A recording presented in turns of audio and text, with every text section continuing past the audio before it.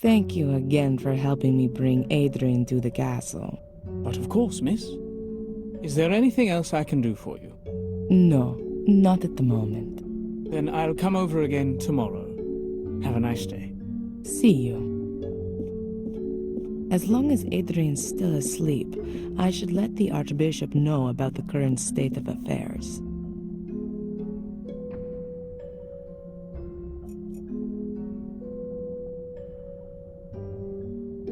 I let the dictaphone run during the exorcism.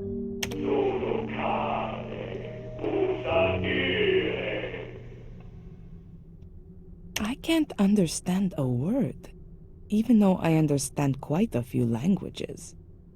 But that must be a very, very old one. I have to speak to the Archbishop urgently first.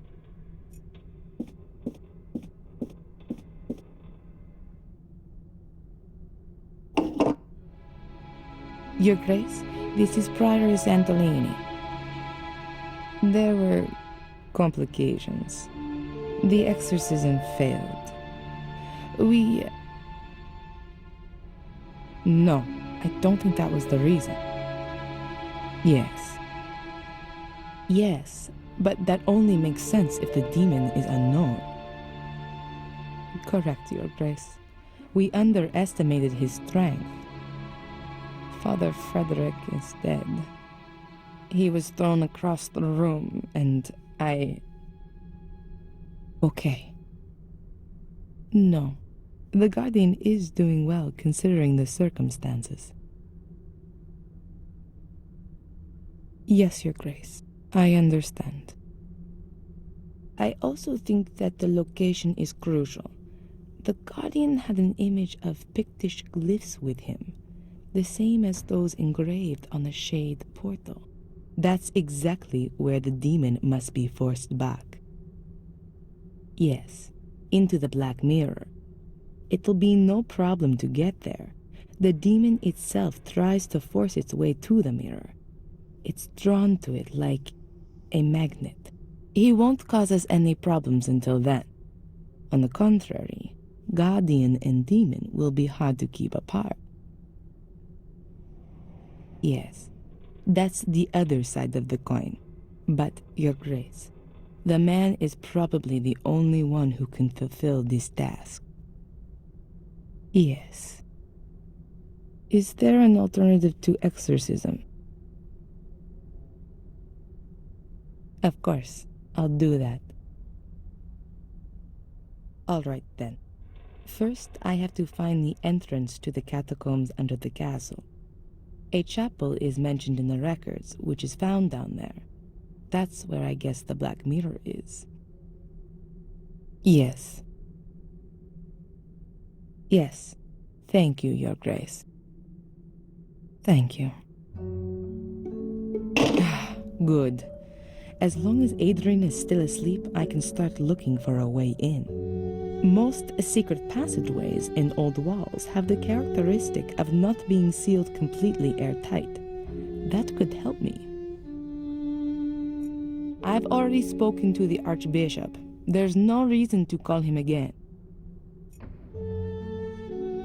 The floor of the library is higher than the rest of the rooms on the ground floor.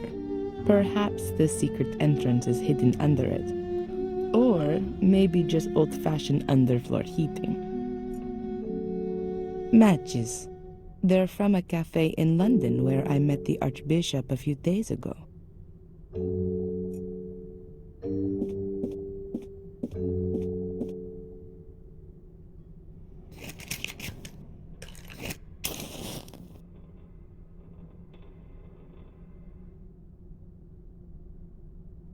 The flame is burning uniformly.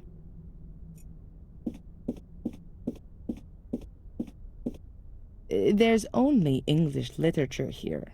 Shakespeare, etc. I've already read them all.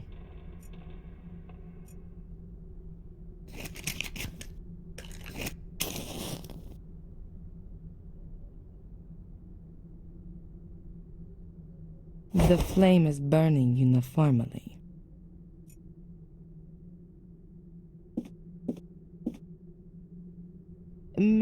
many lexicons and biographies about British lords. I found the book about the Guardians here.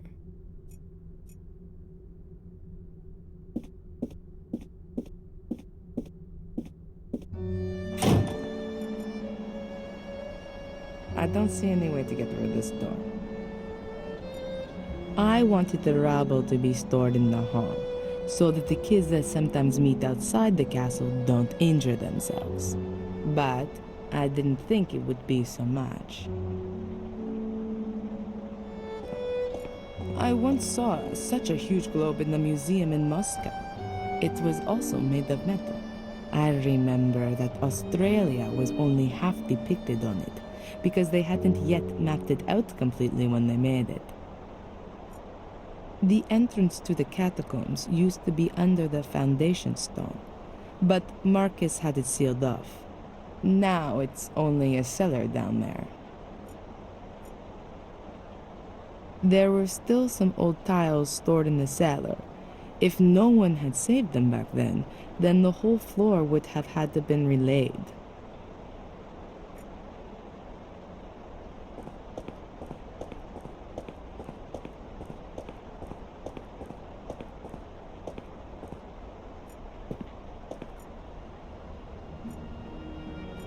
I was almost killed by a ceiling beam during the first inspection with the workmen. That's why there are supports in here.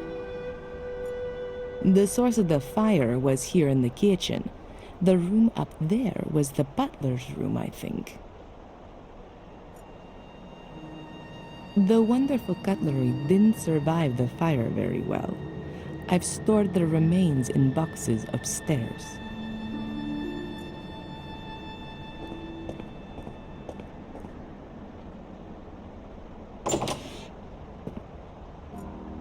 A dustpan and brush. These are clearly too small for the current condition of the castle. The electricity in the cellar has been turned off for safety reasons, so unfortunately the light switch doesn't work.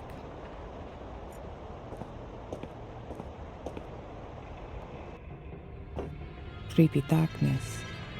That reminds me of something very unpleasant from my childhood in the convent.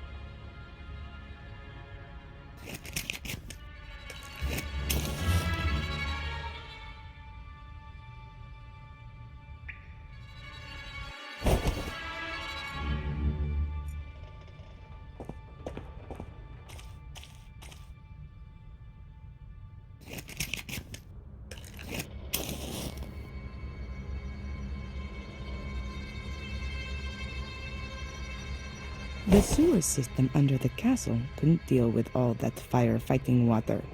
3 weeks ago, the water in the cellar was still up to my knees. It'll be months before anyone will be able to access the sewer system without diving equipment.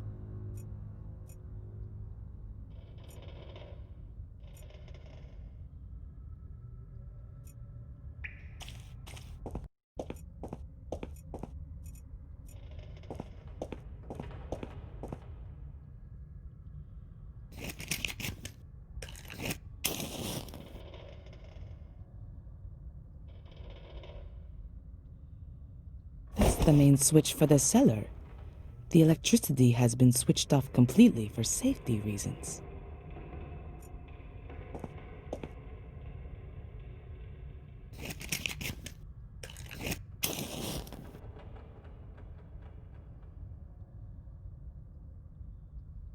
Can't get any further here. The corner's just a last resting place for junk.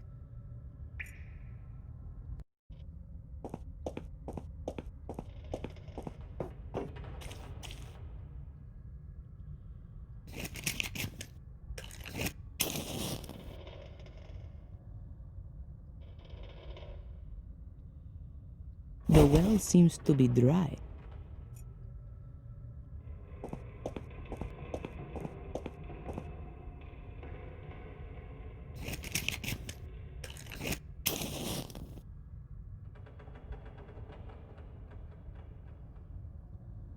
A water pump. The workmen brought it with them to pump out the cellar. This was actually only rented for a week.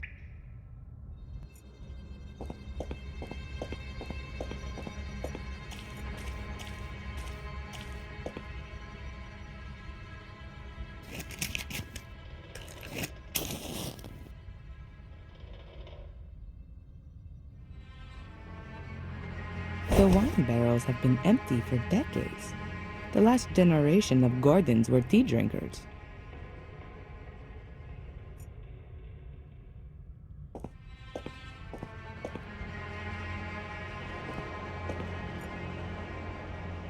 I'm sure there's wine stored in these barrels.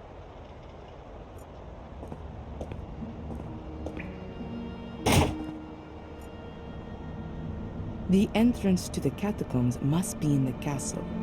I'll only get wet outside.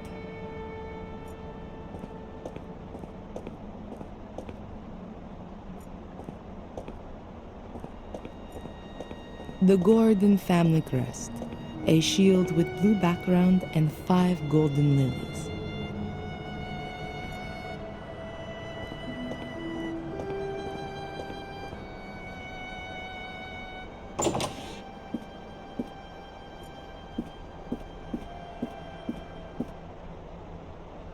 The Gordon family tree.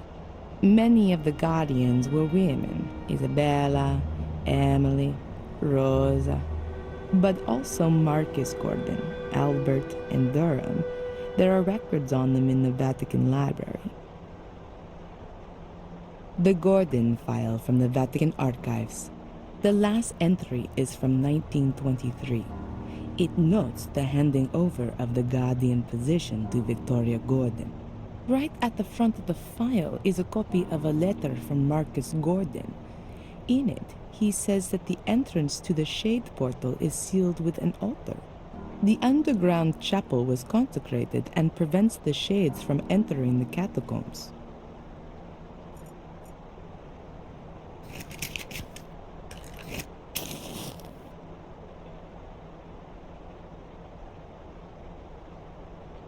The flame is burning uniformly.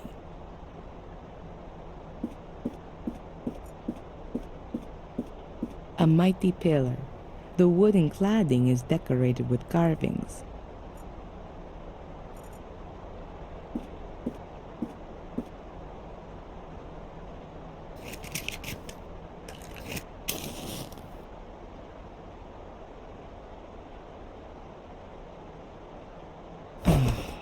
Very well.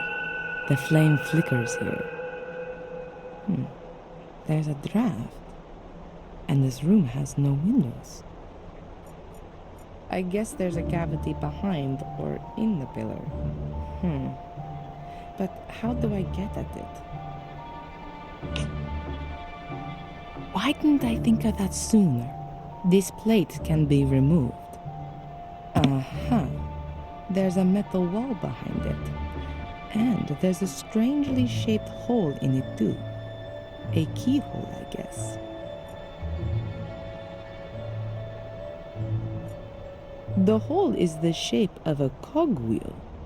A normal key definitely doesn't fit in here. I won't be able to open the secret door with the dagger.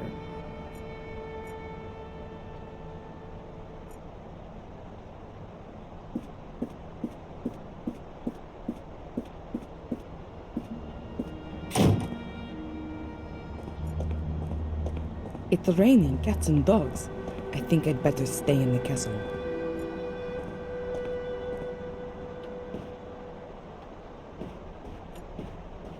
A statue of the Virgin Mary. She was venerated for her humility and her firm belief in God. Black mold. According to Greg, it was caused by the extinguishing water, which offers an excellent breeding ground for molds once it's soaked into the walls. Greg was going to repair the grandfather clock, but he never got around to it.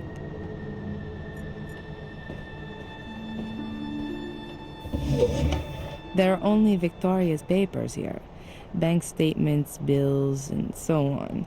They're of no use. A plain marble pedestal. I almost like it more than the sculpture on it. I didn't even like horses when I was a little girl. I prefer small animals.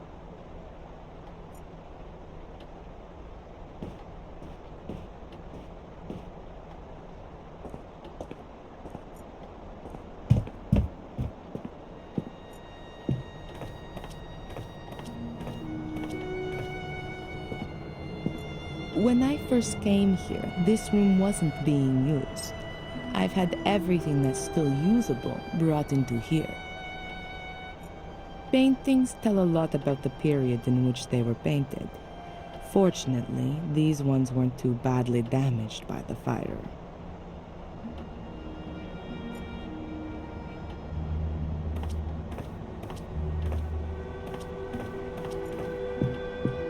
Adrian is still asleep.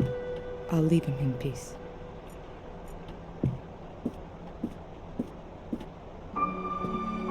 Lady Victoria was always very vigilant when I was in the room. I hardly had the chance to have a look around. Well, she'd understand now.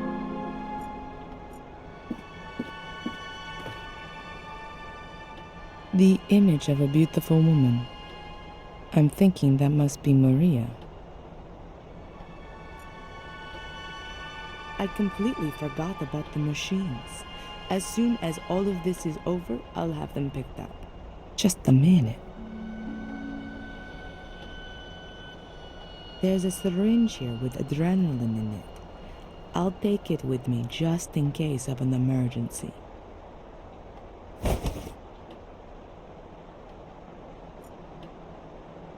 Victoria's dressing room.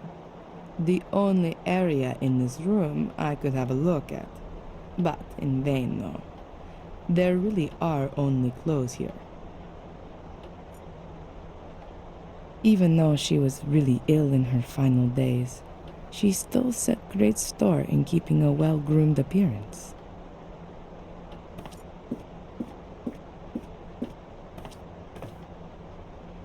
Those are all things that were close to Victoria's heart.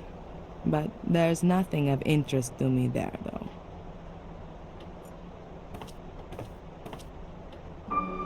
There's only jewelry in here. 2 necklaces, a pair of earrings, and rings. It's all silver and stylish. Huh. The jewelry case weighs at least 5 kilos. And what is that? There's some kind of flap on the underside. But how do I open it? I can't see any keyhole or anything like that. I'll show it to Adrian as soon as he's awake. Perhaps he knows something about it.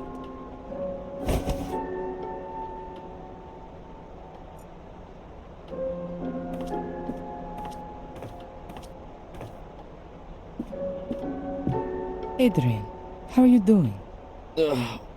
Hungover. What happened? You suddenly lost consciousness during the exorcism. Did it work? Is Mordred gone? What about my eyes? Are they still black? Your eyes are normal again, at least for the moment. But I'm afraid that it won't stay like that for long. I guessed as much. Why am I in the castle?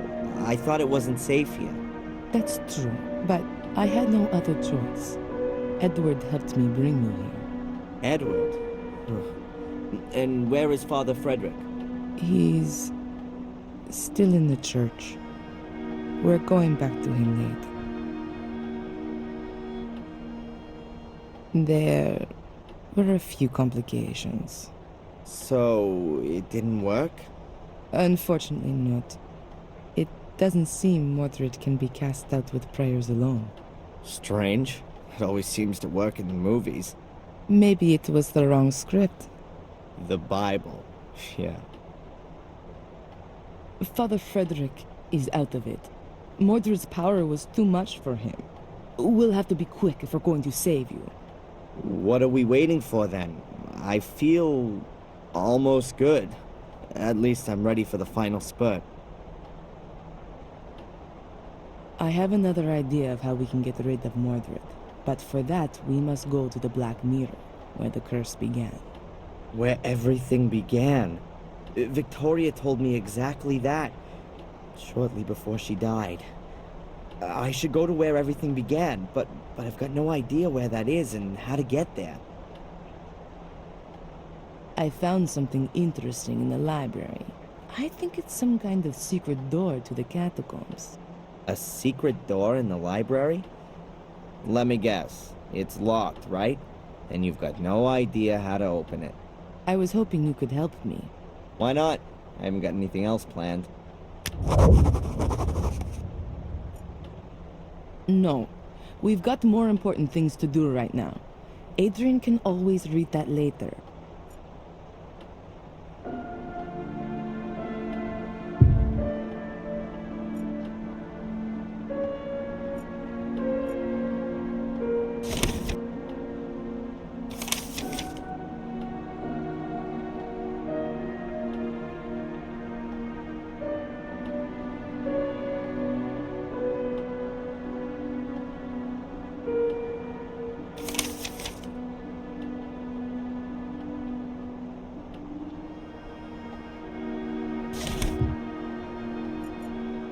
Valentina, Yes.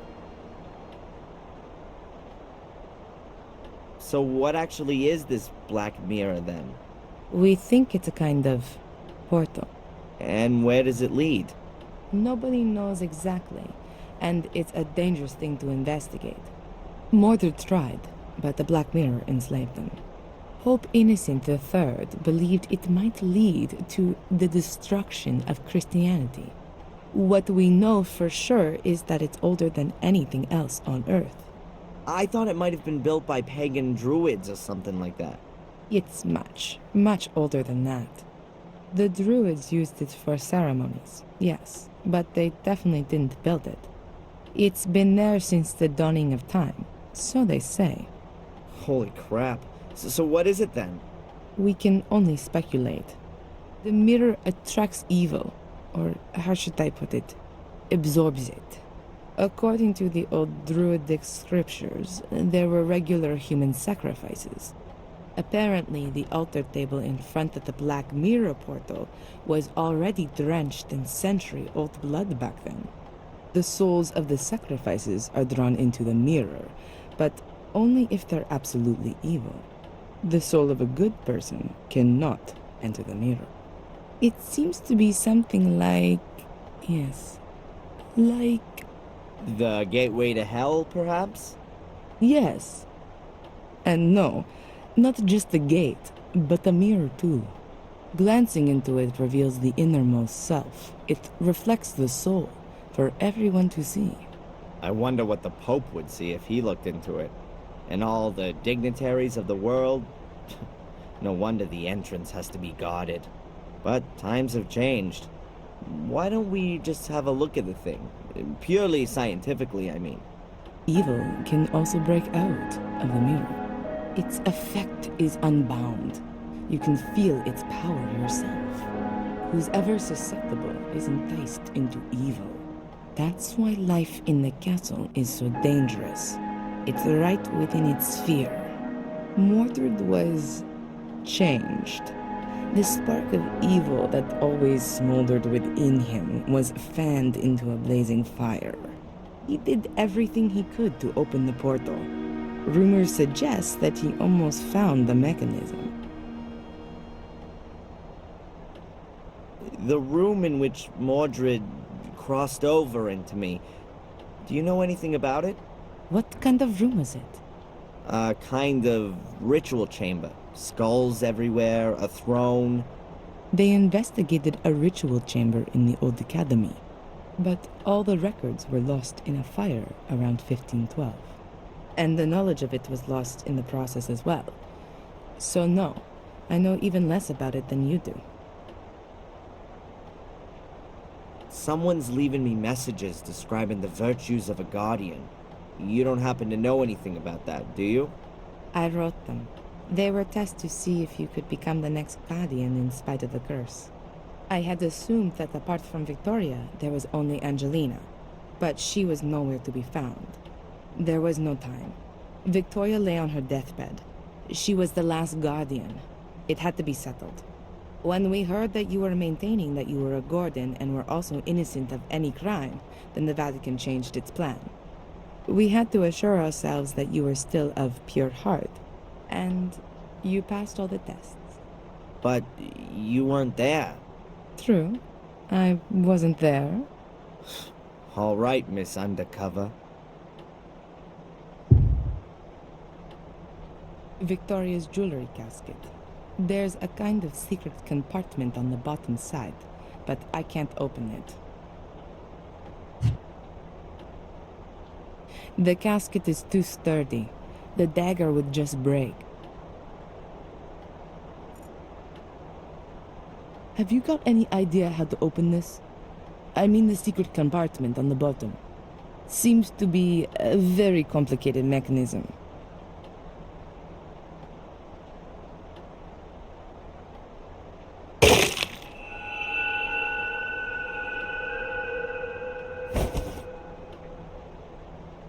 Yes, of course, there's that way too. A golden sword hilt from Victoria's jewelry casket. It's decorated with 4 gemstones, probably rubies. There's a 5th socket there too, but it seems there's a stone missing.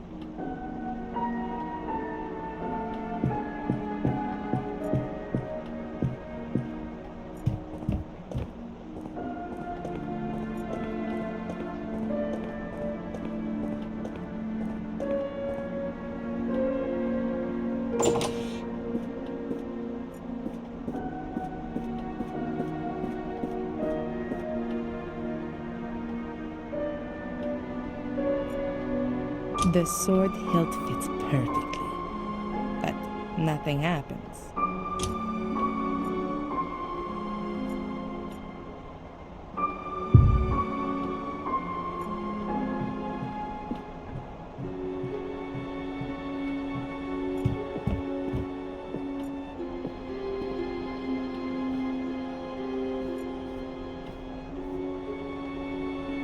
This black mold is spreading everywhere, going at quite a worrying speed.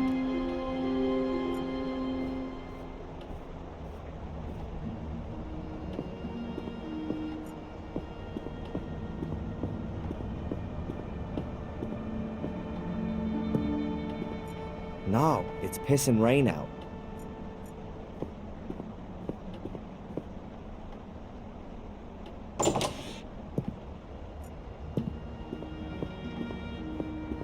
The bucket is half full of a white salt, probably for when it's icy.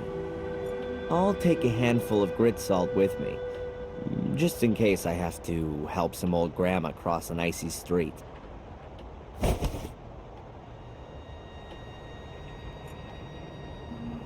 I won't be able to see a thing down there. I should get myself some light first.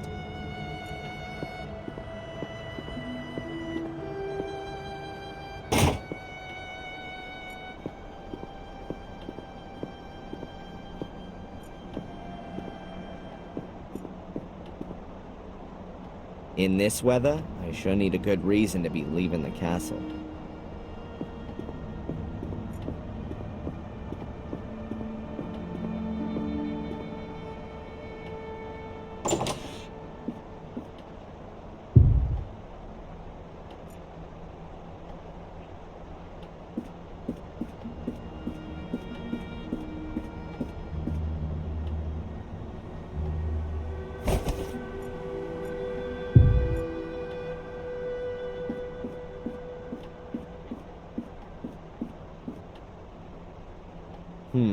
Gonna need the right key for that. No idea what's supposed to fit in here. A golden sword hilt. It was hidden in Victoria's jewelry box. It's missing a gemstone. Fits perfectly, but nothing's happening. The thing's either busted or there's something missing.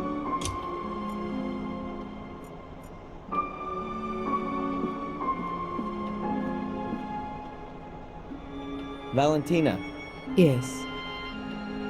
I think we still need something here for the sword hilt to work. It's not working. You think that's because of the missing gemstone? Could be possible. The question is, where is this stone? Could be anywhere. Could have been lost hundreds of years ago. I don't think so. If the key had been broken for a long time, why did Victoria hide it? No. I think the stone is missing intentionally, as an added safeguard. You know what I mean? Yeah, but where should we start looking? Did Victoria give you anything before she died? An heirloom, jewelry, a signet ring? Not to me, but Angelina. What? Her bracelet, she showed it to me. Yes, I remember well. There were rubies on it, too. Perhaps we need one of them? And where is the bracelet now? The police evidence locker. Then get it. We don't have much time.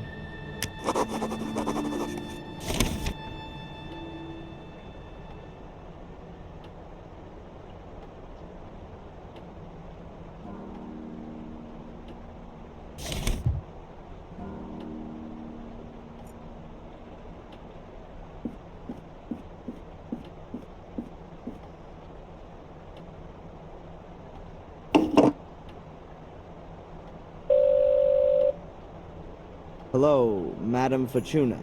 Adrian, I knew you would call again. Who else could it be? Pick a card. Stop. I'll draw the death card. Why doesn't that surprise me? Adrian, don't worry. Death means that you'll release yourself from all the ties. You'll experience a transformation. Well, that certainly cheered me up. And I see death.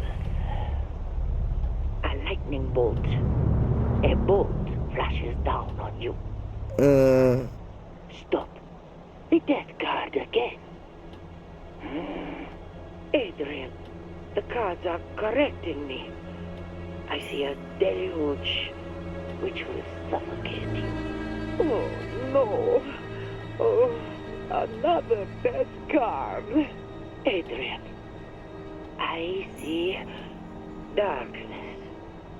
You will be devoured by darkness. How many death cards have you actually got there? Just one in the major arcana. Oh, I've mixed up several tarot packs. That must have happened yesterday. Oh, no. I'm sorry, Adrian. I have to call someone back urgently.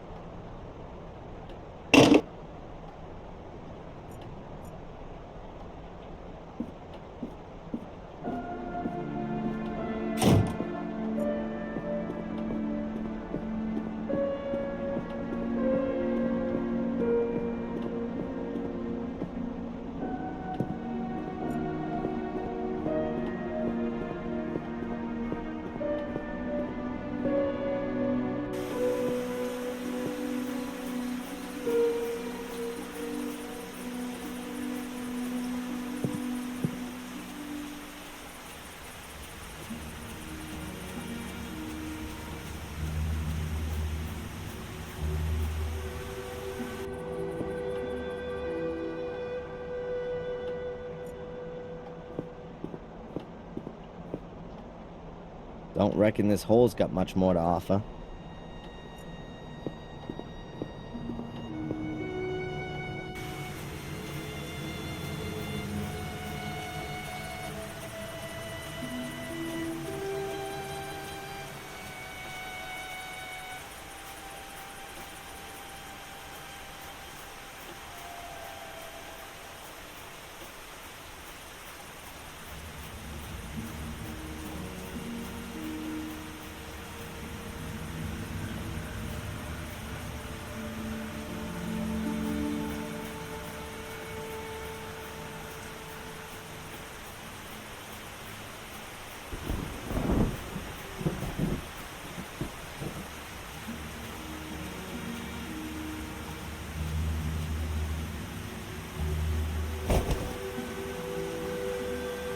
Sunglasses? They've got to be from Edward. Actually, an umbrella would be better right now. But what the hell? Sunglasses. Probably from Edward, for my black eyes.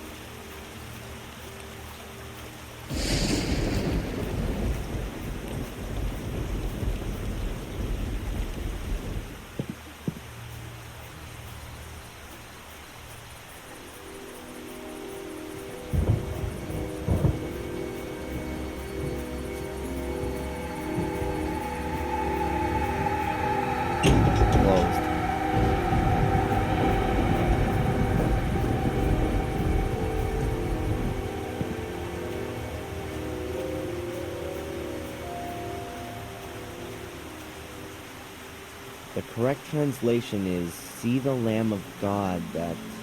I've forgotten the rest again.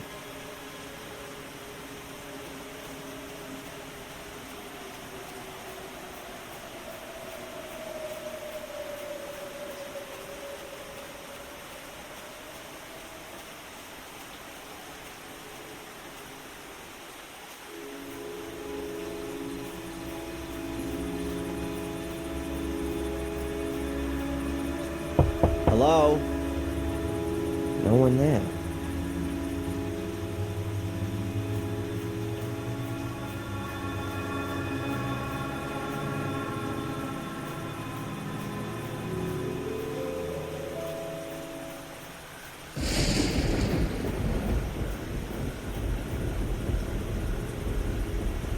No chance.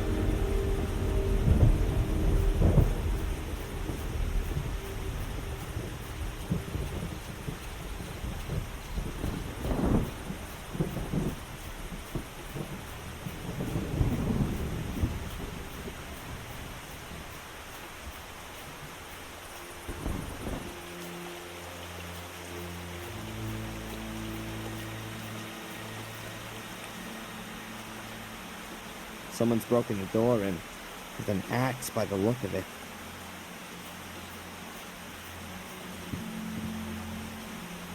Damn! Looks as though Tom has been here.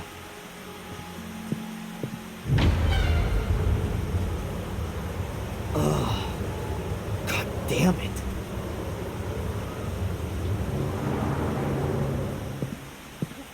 There are some things you just don't want to see. I'd better get out of here.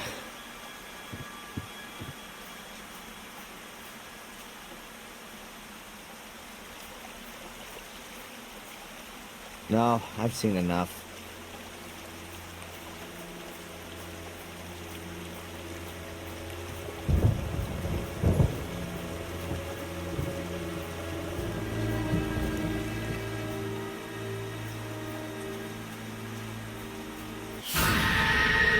Rain, rain, go away. Tomorrow will be a rainy day. Damn! Then comes the snow. Don't you know?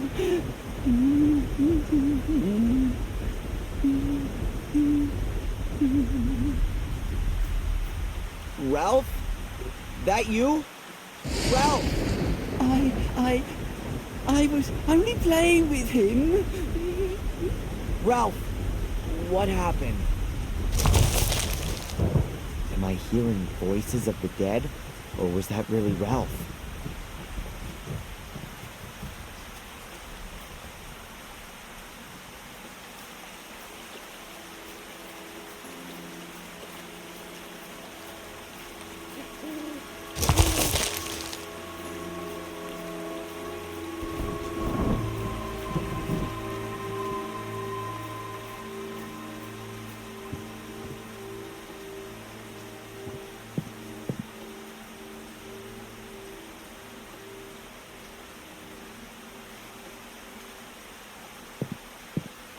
Ralph has got his revenge. No thanks. It looks worse than a butcher's shop in there.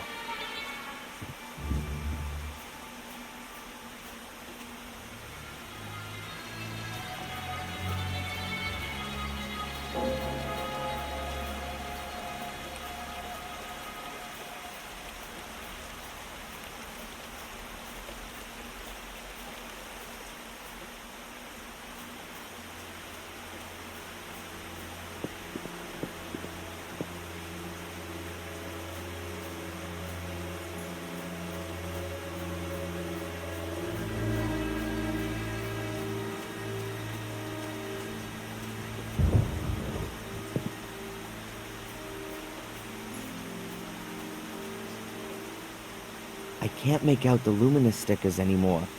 It's much too dangerous.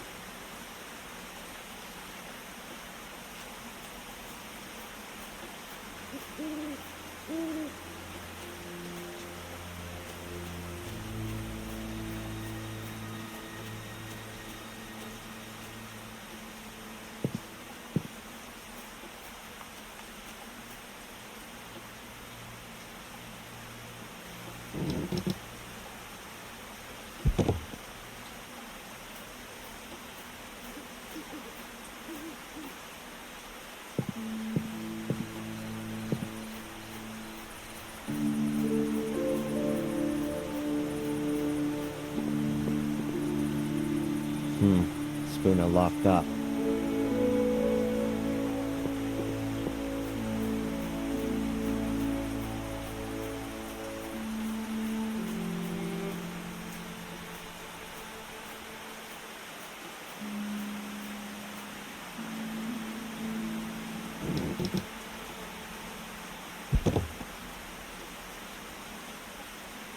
No, I'd rather go there by daylight.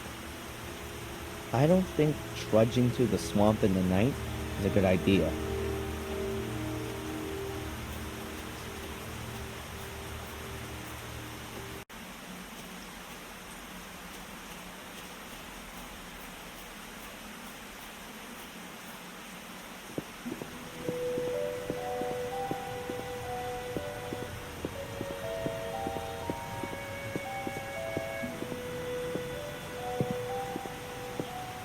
Strange.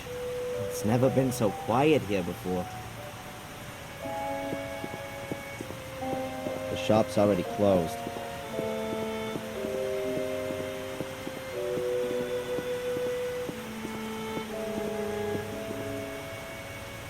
Closed for business.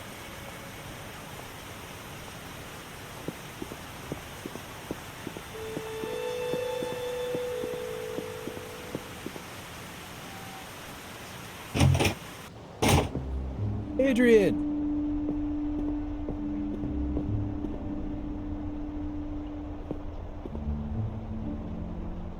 It's done. Case closed. Angelina's letter convinced the judge completely. Some good news. A lot more than that. And is there anything I can do for you?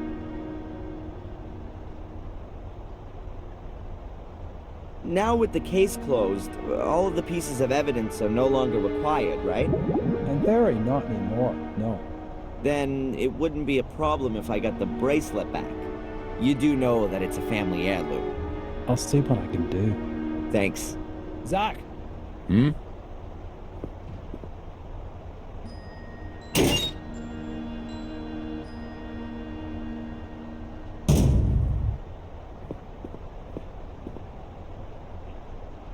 Please.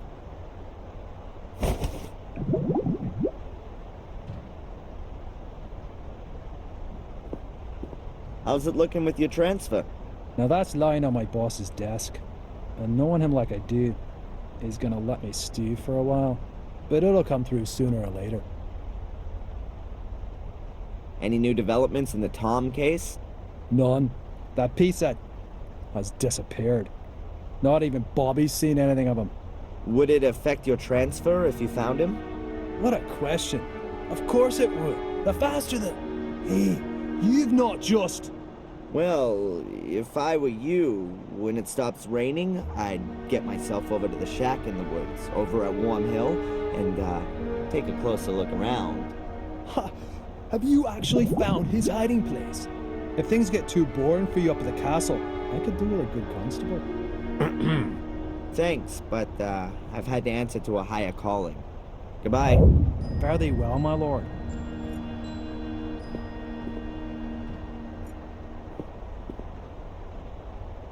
Hi, Constable.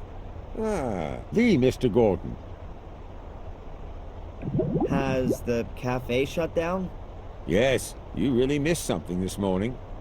Apparently Edward resigned, and then there was the massive argument between him and Denise. Well, you could see it coming. Goodbye, Constable. Hmm. I'm not going back there voluntarily.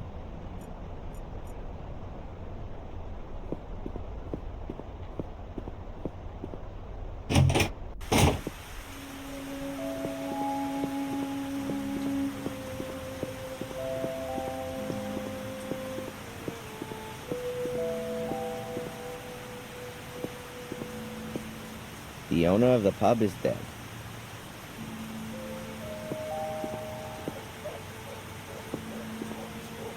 I don't want to bump into Joyce looking like this. She's always believed in the good in me. I don't want to shake that belief.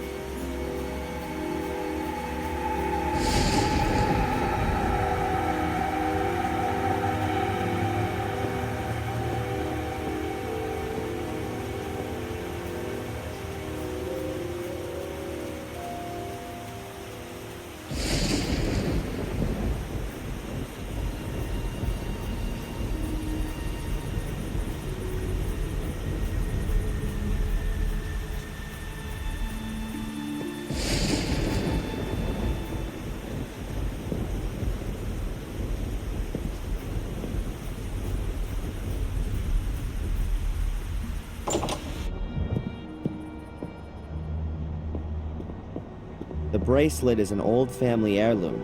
It's made of silver and is decorated with rubies.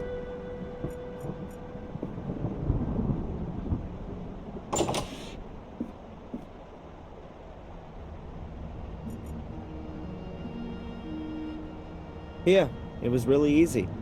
Those really are the same stones. Now we just need to break one out without damaging it. It's not that easy. I've got to get the stone out of the socket first.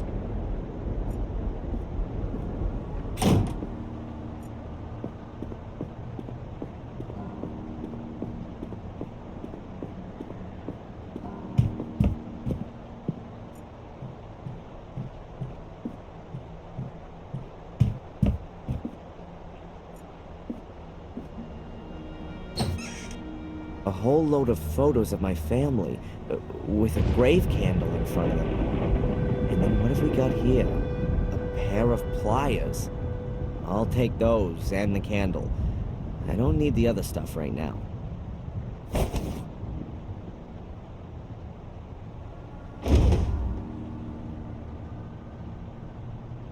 The grave candle that was in front of the photos of my parents. It's only burned halfway down. Some pliers. Very important.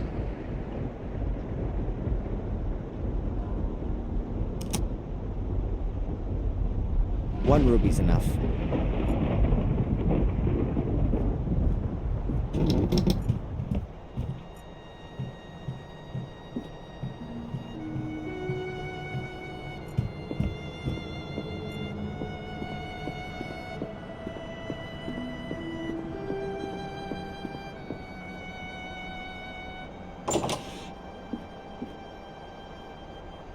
A ruby, or a red gemstone.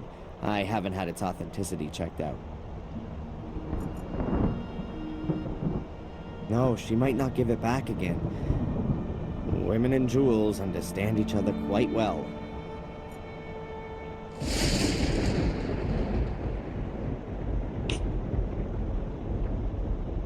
The ruby fits exactly into the socket on the hilt of the sword.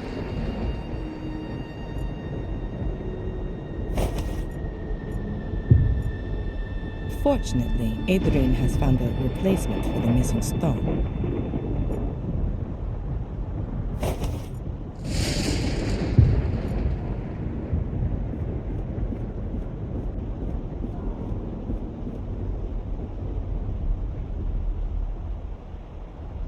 The sword hilt now has all of its gemstones again.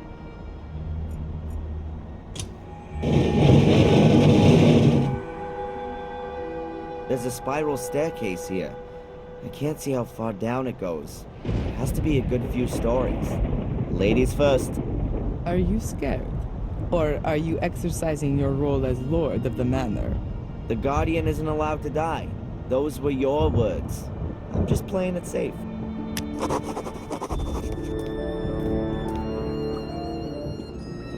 That's supposed to be the Catacombs? Looks like the sewer system. Patience. This is just the beginning.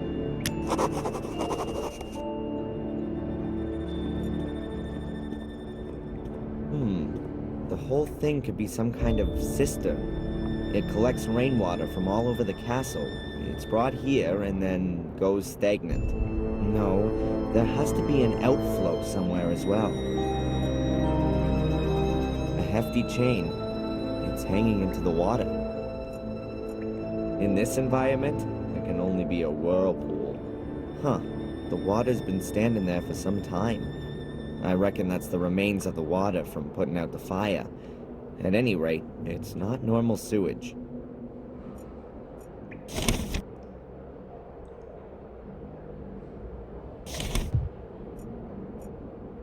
There are hieroglyphics etched all around here. Did the Druids build these walls?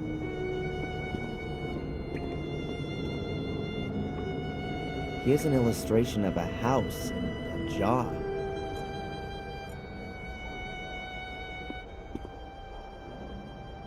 Here's a pitchfork and a flower.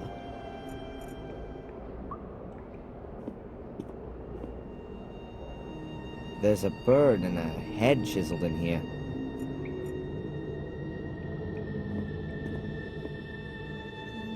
There's a fish and a hand on this column.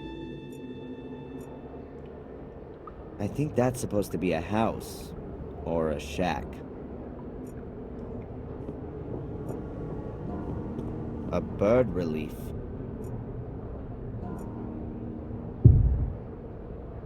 That's most strange.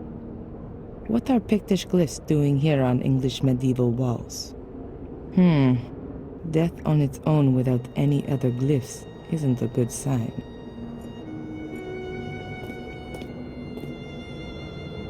The house in connection with an amphora. That could mean a store. Amphoras were used back then like barrels are today.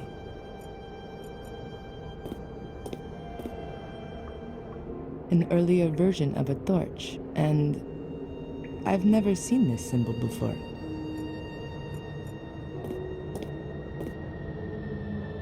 A bird usually represents the death of a person, and we've got a head which fits with this, from whoever.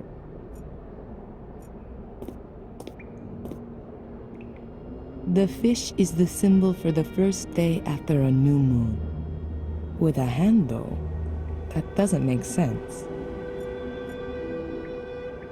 The house in a circle. That's a new one for me. That could point to a family property or inheritance.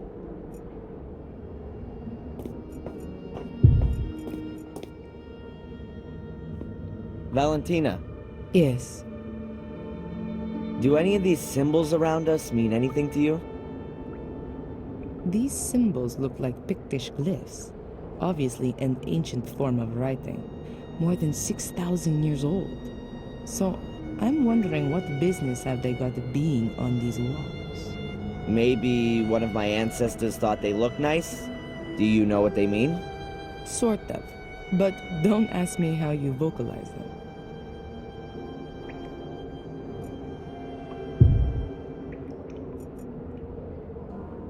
There's standing water throughout the whole drainage system. Maybe the outflow's blocked somewhere. The chain comes out of the shaft and disappears into the water. A swimming pool for cellar ghosts? I don't understand why that's supposed to be here. Valentina, Yes. I can't see any other exit here. Can you? Looks like we're in a dead-end street. But it can't be, though. It has to continue somewhere. Maybe there's another secret passage. Certainly not out of the question. Keep your eyes open.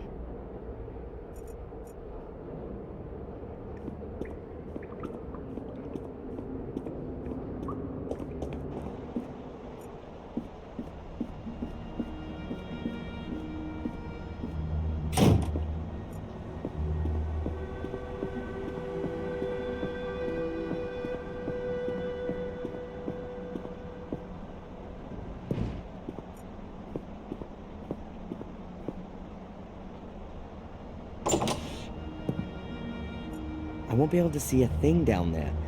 I should get myself some light first. A candle for the dead.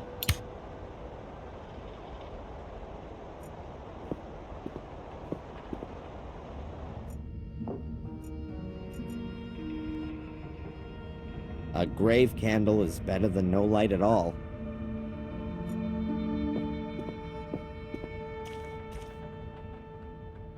There are drains under the puddles, but the sewer system couldn't cope with the huge volume of extinguishing water. The water isn't draining away anymore.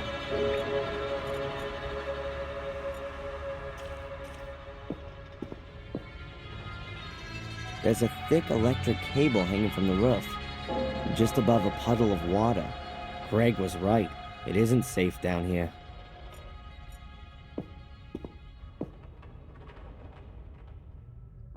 Empty. I'm guessing that they used to store wine or beer here back in the day. Those days are long gone, though.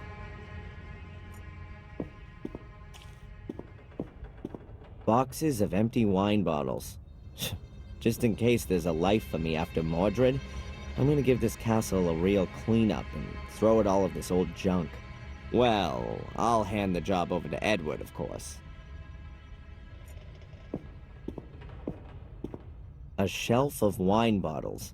As far as I can tell, they're all still full. 1953. Either extremely valuable or completely disgusting. There are only busted boxes and barrels back there.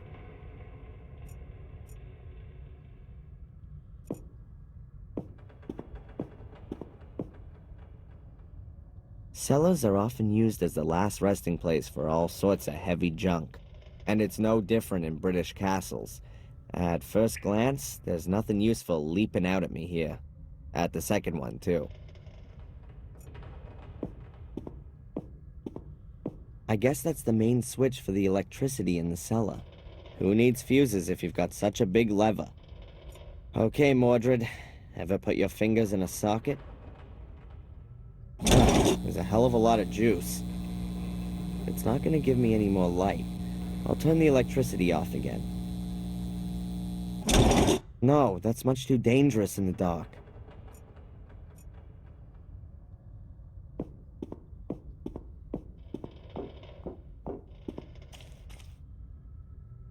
I need more light. The inner walls of the well are a dark black. The weak light from the grave candle would get swallowed up immediately. Valentina! Can you hear me? Yes?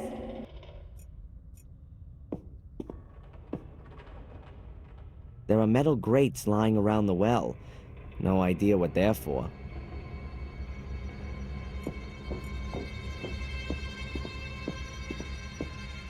There are 2 huge water basins here. They must go back to when they had no running water.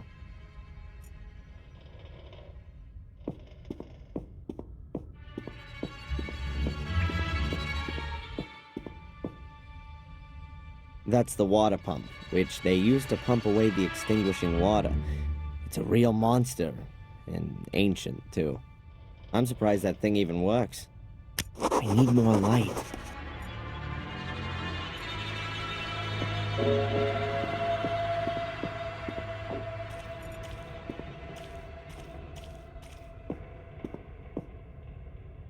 A construction light, just like the ones all around the castle, except without any power.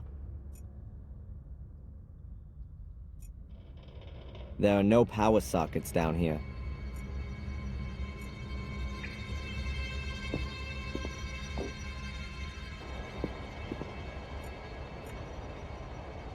A power socket, but does it have an electricity supply?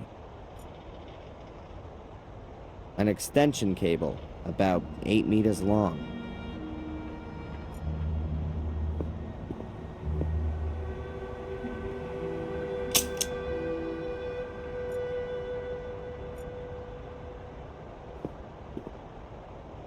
So now I've got the option to connect something up down there.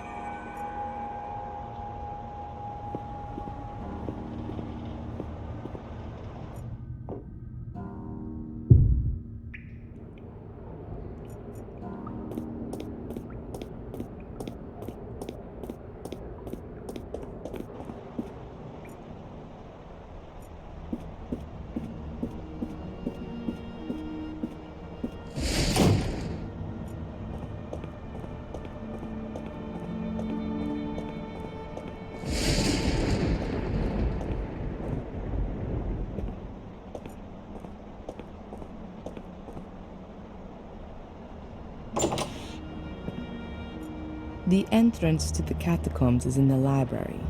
There's no reason for me to go into the dark cellar anymore.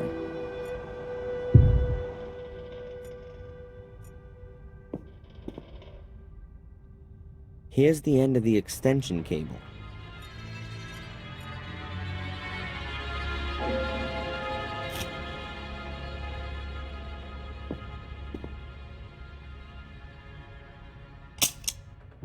Energy.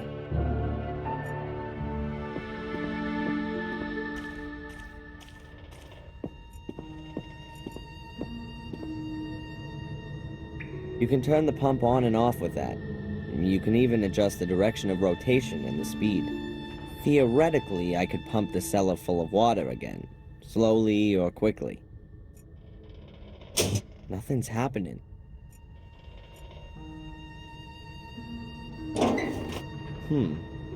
Quite a clear design. The motor's on the right, the pump device is on the left. The two are connected with a long shaft.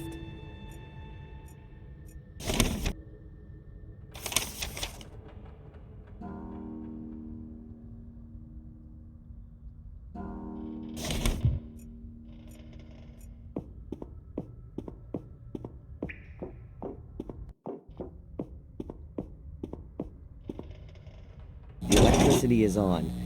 I should be careful where I step and what I touch.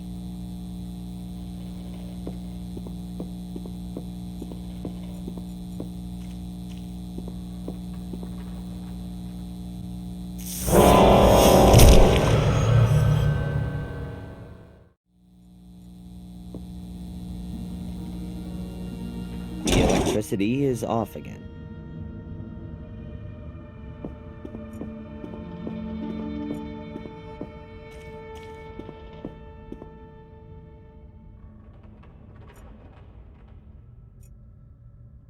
If it weren't for me being a former student of physics, I'd call that kind of action suicide.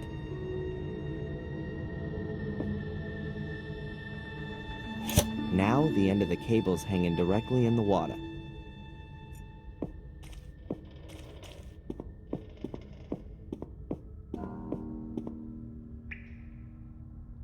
The electricity is on. I should be careful where I step and what I touch.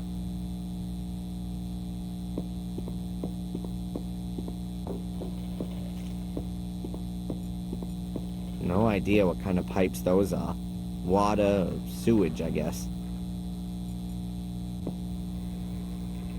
The wire rope is wrapped tightly around the pipe. I guess it's an earth for the water pump.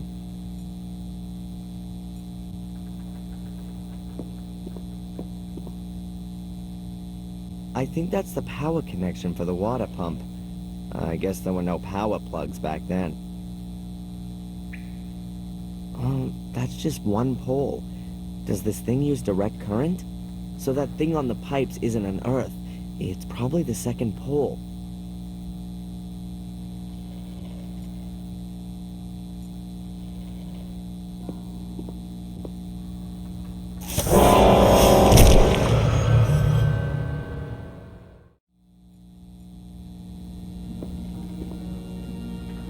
The electricity is off again.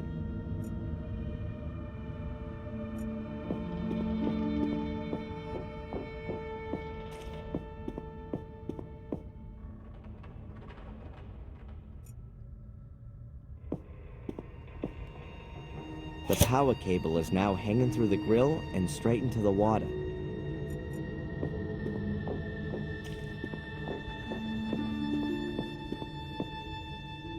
The electricity is on. I should be careful where I step and what I touch.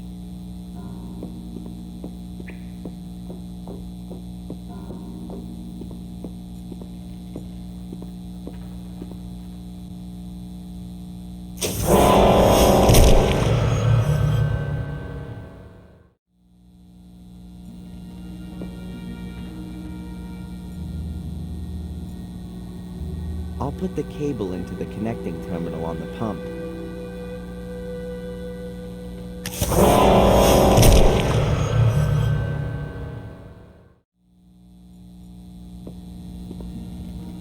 The electricity is off again.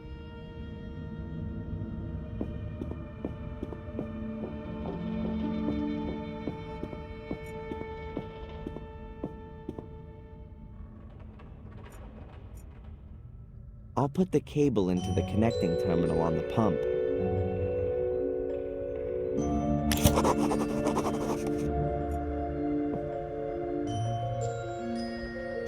Nothing's happening.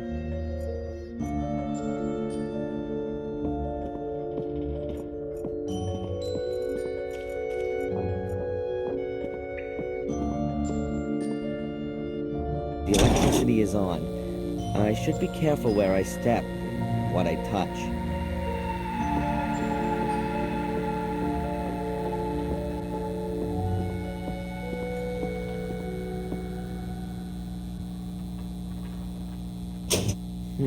The construction works, but there's not much electricity getting to it. The water doesn't conduct very well.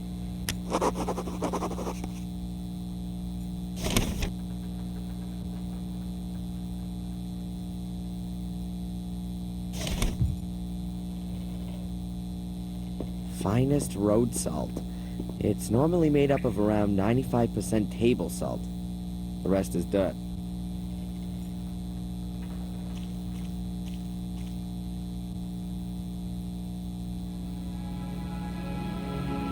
I'll give the pepper and chilies a miss. The puddle's seasoned enough.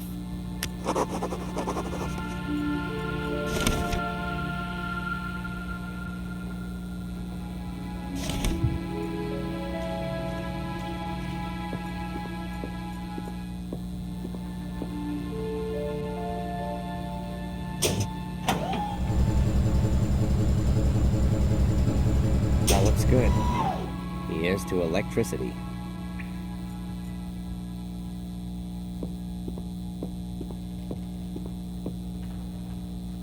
The well shaft leads directly down to the catacombs.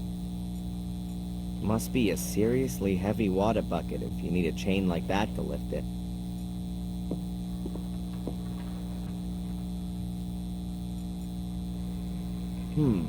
If I wrap the chain around the drive shaft, I could use the water pump as a winch.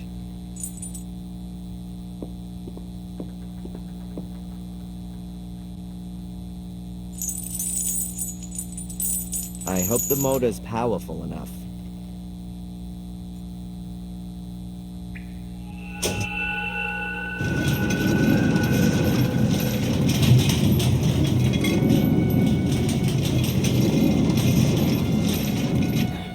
I can't wind the chain anymore. Something's blocked. What are you up to?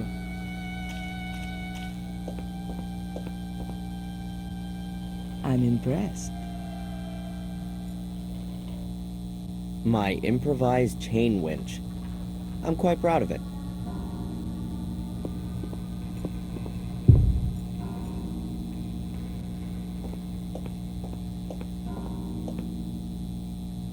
The well shaft probably leads directly down into the catacombs. But it's blocked with a grill down there, so you're not going to get that far.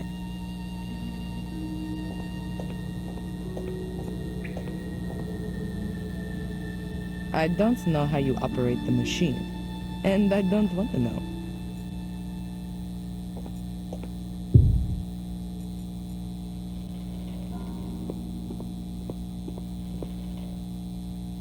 I should first check out what I've just pulled up.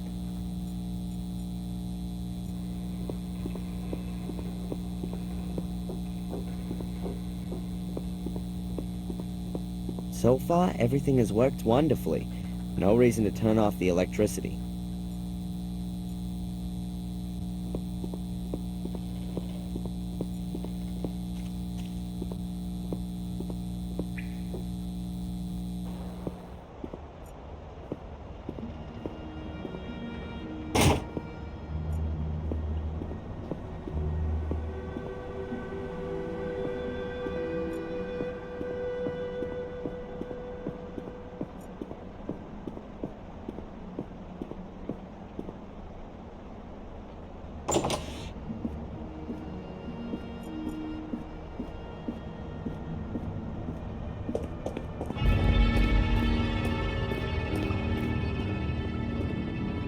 Damn, and I thought I'd pulled the plug out of the bath.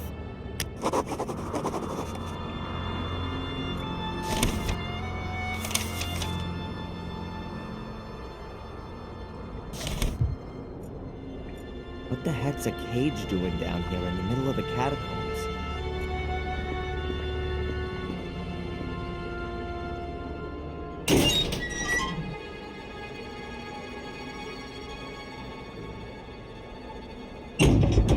Good to know. I could lock up unwelcome visitors in here. It really would have been better to have taken a hotel room.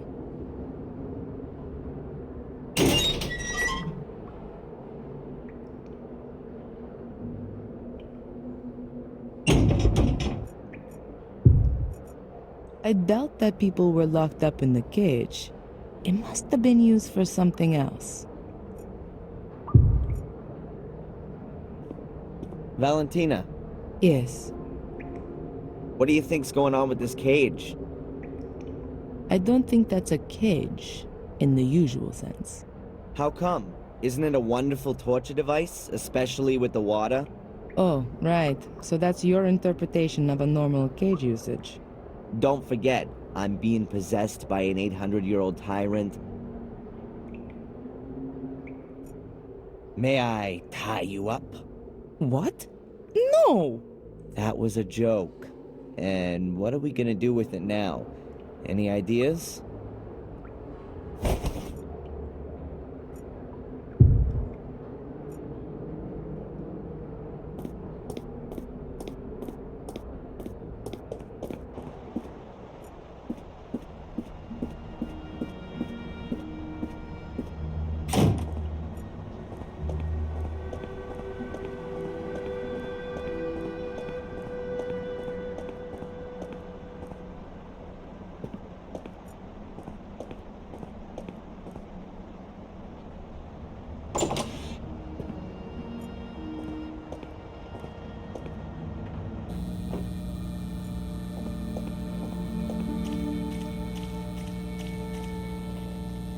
Adrian, are you down there?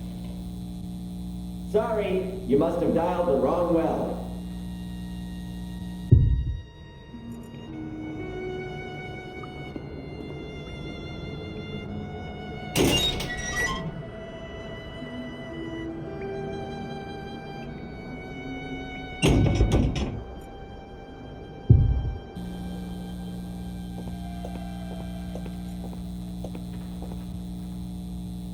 That's too dangerous.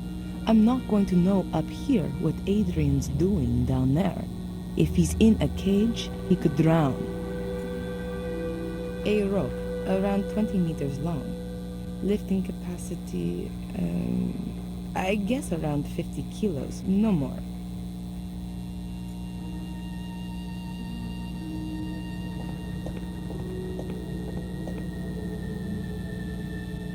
I'll fasten the rope up here so we don't lose it.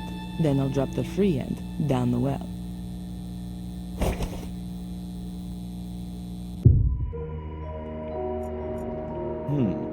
If I pull on the rope, that ought to be visible up above.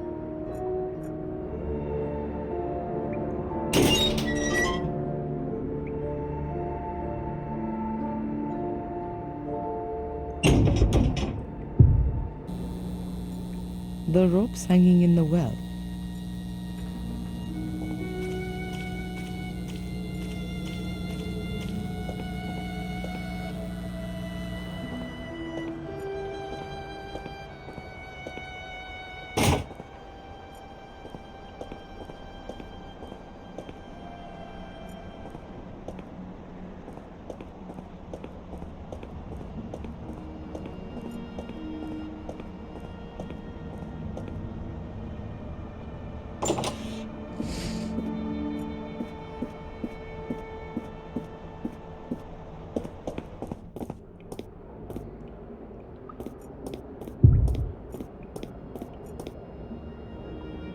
Valentina, Yes, have you got something special planned for the rope? I've got the rope hanging down the well. We could communicate with that. Just pull on it and I'll switch on the winch. Good idea. I can't get to it from here.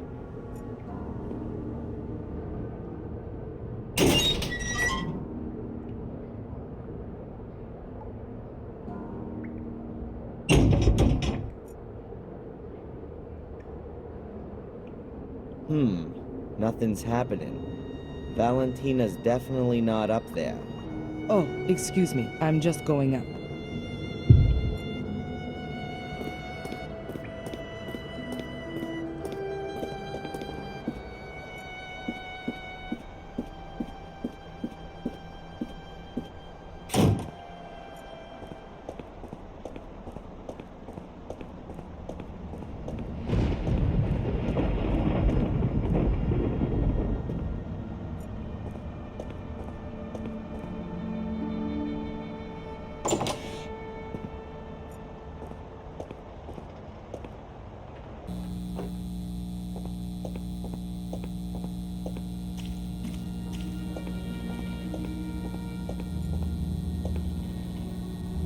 I'll wait on Adrian's signal.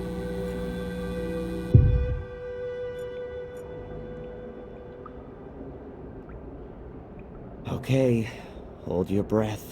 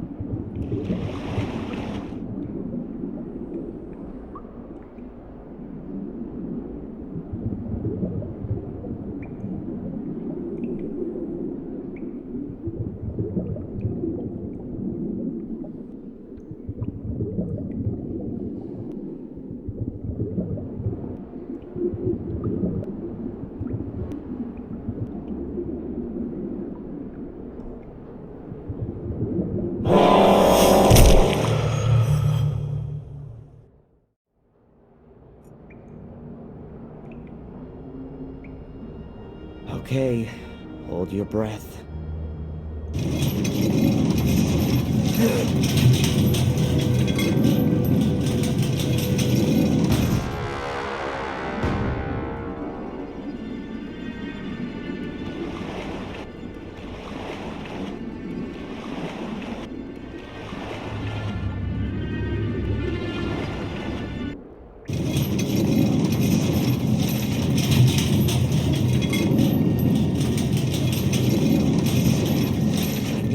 There's a mechanism down there for, well, I don't actually know what, but I think it continues on there.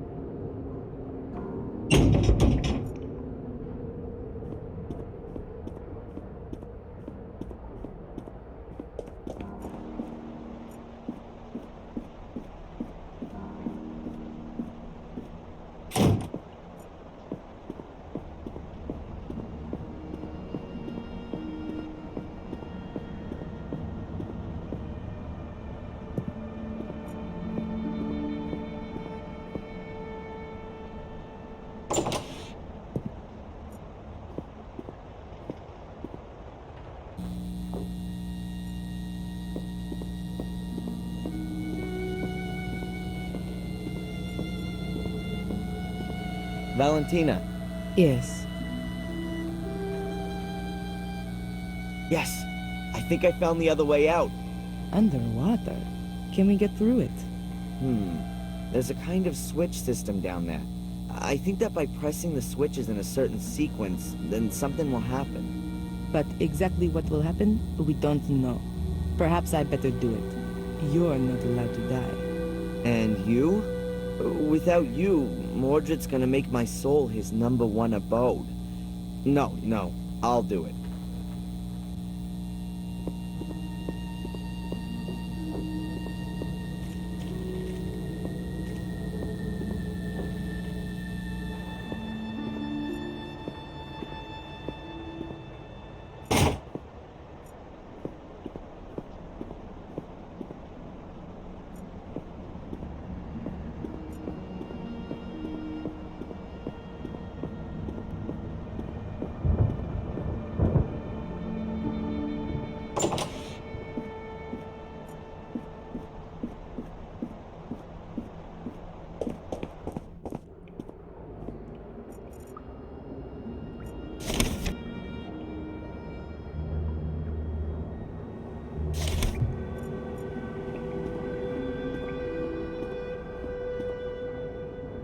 Here's an illustration of a house and a jar.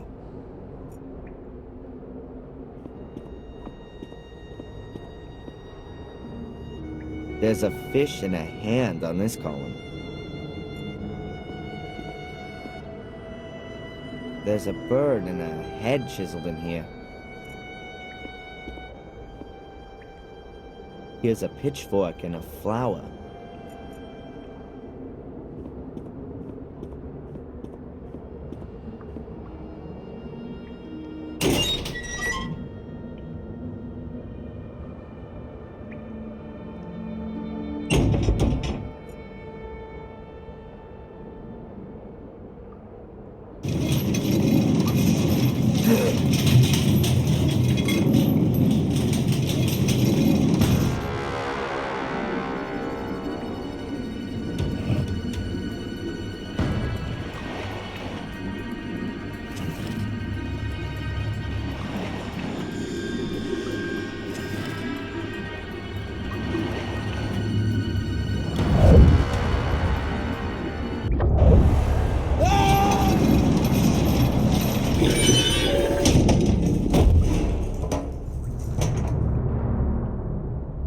That was close.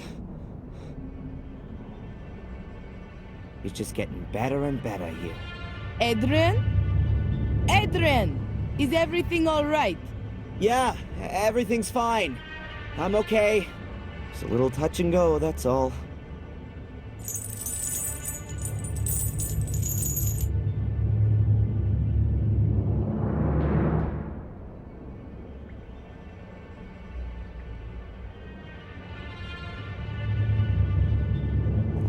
Is everything really? Wow. I've never seen anything like this.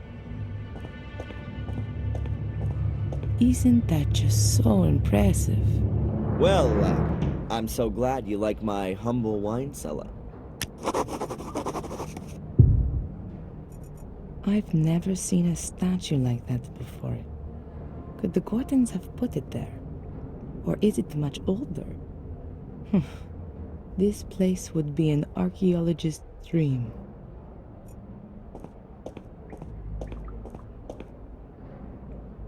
That's an offering dish. So this statue is probably a representation of a pre-Christian god.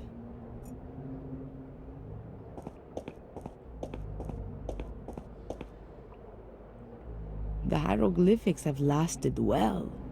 I wish I had time to examine them more closely. Perhaps when all of this is over.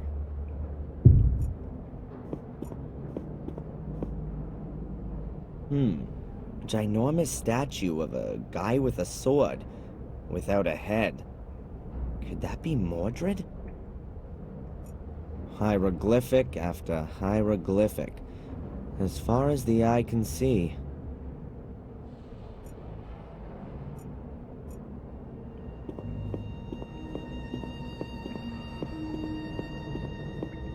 Now that's what I call a door.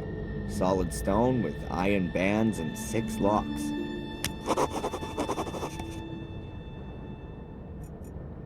I doubt if the keys are gonna fit here.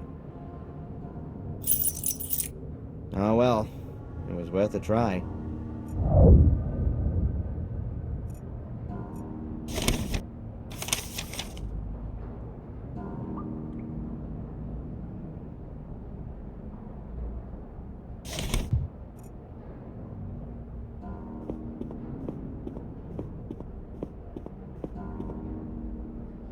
There's something different about this tablet. There's only one of these reliefs here.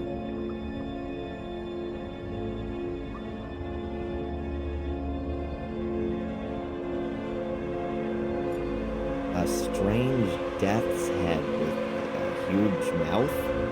No idea what that's supposed to be. 7 people standing around the place.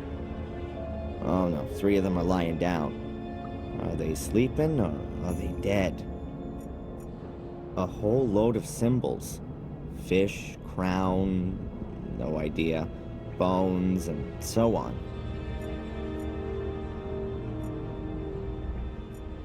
Valentina, Yes. looks like someone scratched their memoirs on the wall.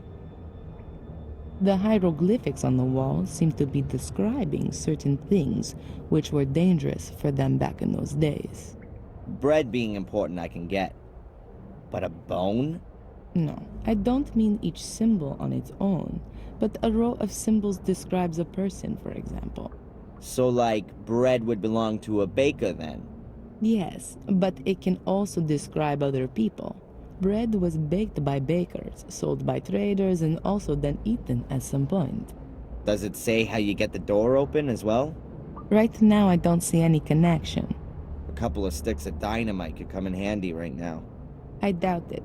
It has to be the case that only people of pure heart can go further down. Dynamite is a somewhat brutal option. A very strange depiction. What can it mean? Ah, I'm sure that represents the Black Mirror. The death's head is symbolic of death. 7 people, all a little different. Could they perhaps represent different societal groups from their time back then? 3 people are lying down, 4 are standing. In the middle, there's an altar chiseled in. I don't know all the symbols, but they seem to be describing something. At least it looks like they've been divided into 7 groups. Perhaps each of the symbol sequences describes one of the people on the upper half. The one lying here has a crown. Could well be a king. The other, a warrior perhaps. Symbolically both rather unpopular. The standing ones seem to be normal people. The one here could probably even be a priest. This one here could be a hunter.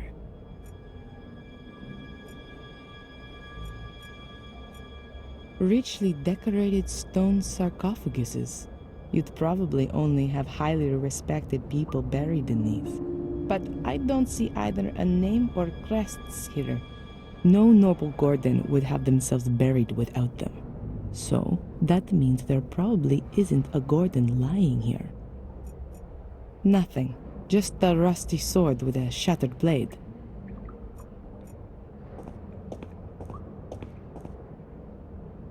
A helmet like the Crusaders wore in the 13th century. I'd love to know who lost this one here.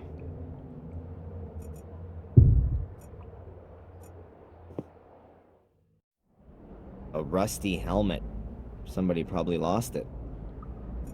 A stone coffin, I'm thinking.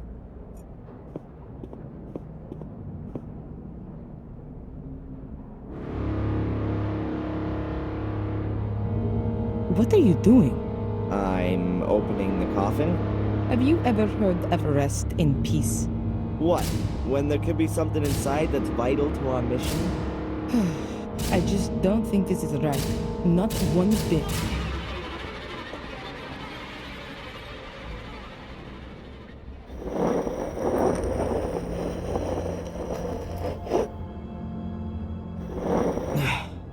I can't get the lid open any further, but it's moved enough to see inside. Pretty damn dusty. There's not much left of the corpse.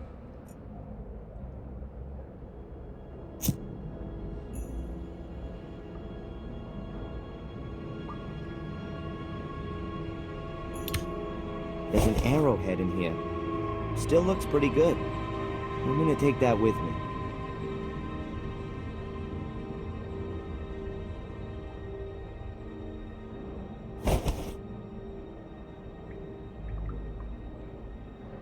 Someone really put some work in on this. The arrowhead is finely crafted.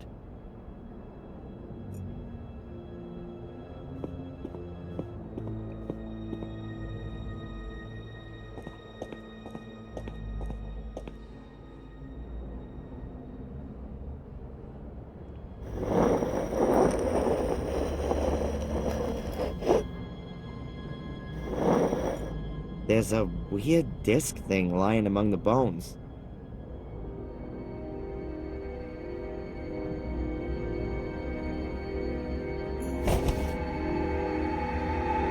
That looks like a round shield a warrior might use. This thing looks a bit like a Viking shield, but it's too small for that.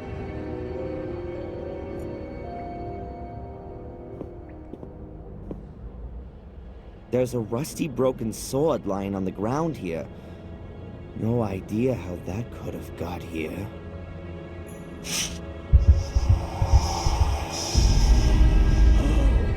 Forged by an expert hand. Simple, precise, and deadly. Adrian, what have you got there? Regrettable that the passing of time has taken its toll on such a fine weapon. It's no more than a rusty bar of steel. Yet the hilt has lasted well. I will. Adrian, What? what's happening to you? I've no idea. I must have blacked out. I'm back now.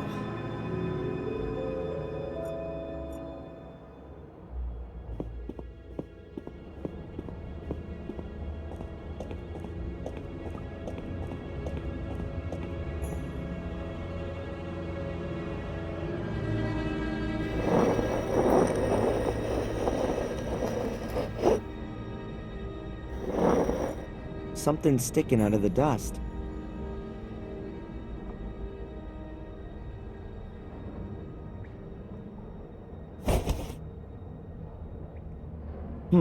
A piece of jewelry, shaped like a fish. A little metal fish. Could also be a toy.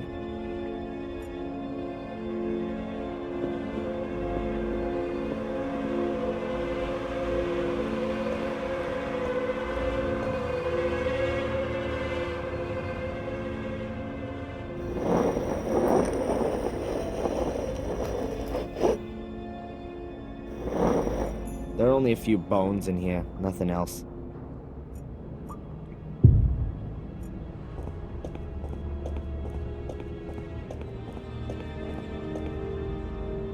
A small boat. Could that be important? Adrian, have you seen this here? Ah, thanks. I hadn't seen it until now.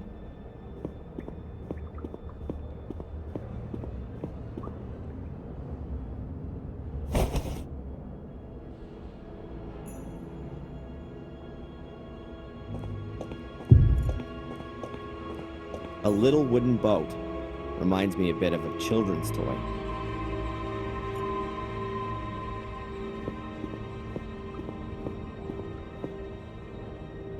Looks like an offering dish to me.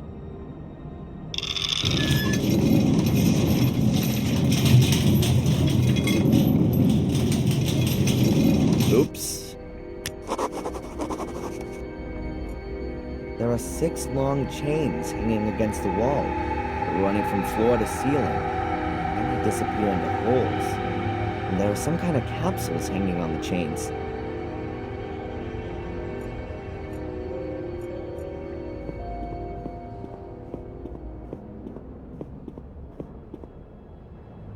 There's a metal capsule hanging between the chain links. Is that a little door? So it is a door. And inside the capsule there's a golden key. Or maybe just gilded.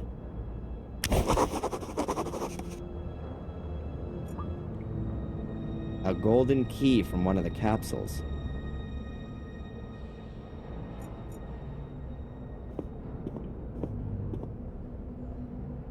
I'll try it in all the locks. Well, the key fits in all the holes, but it won't turn. I'll leave it here.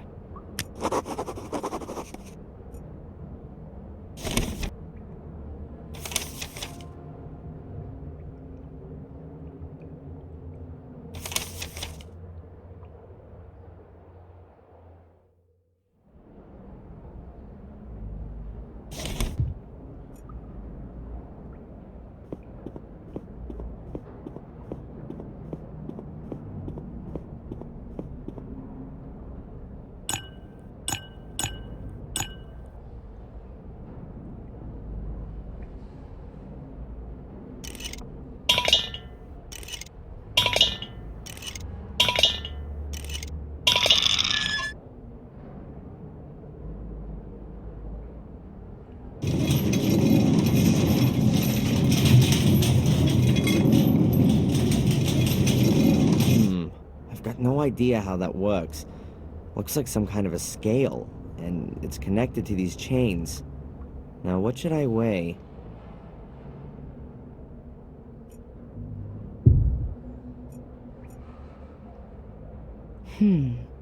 That looks like a drawbridge mechanism, or something like that.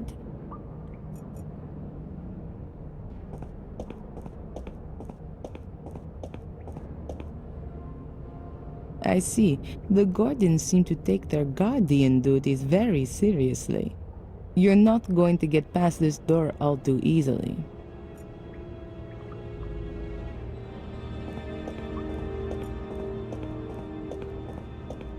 I'd better leave this to Adrian.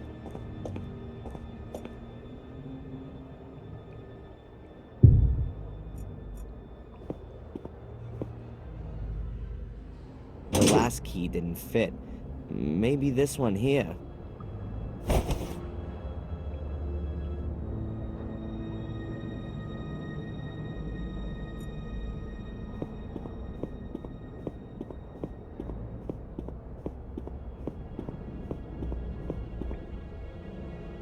I'll try it in all the locks. Well, the key fits in all the holes, but it won't turn. I'll leave it here.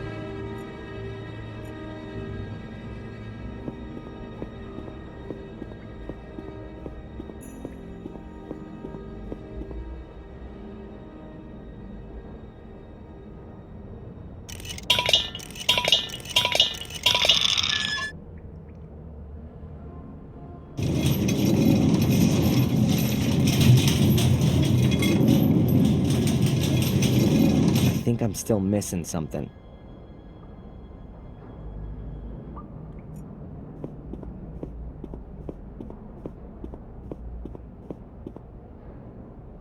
There are 6 different keyholes, so there has to be 6 correct keys for them. Looks like all of the capsules have gold keys in them. I've got no idea how many of them there are. I really ought to find out what's going on with all this stuff.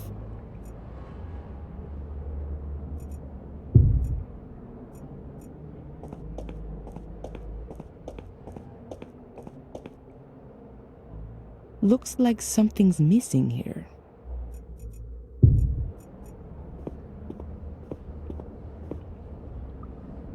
A hole the size of a hand.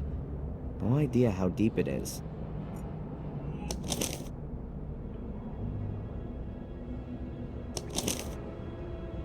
What's that? A map? Yes, it could be a map of this place.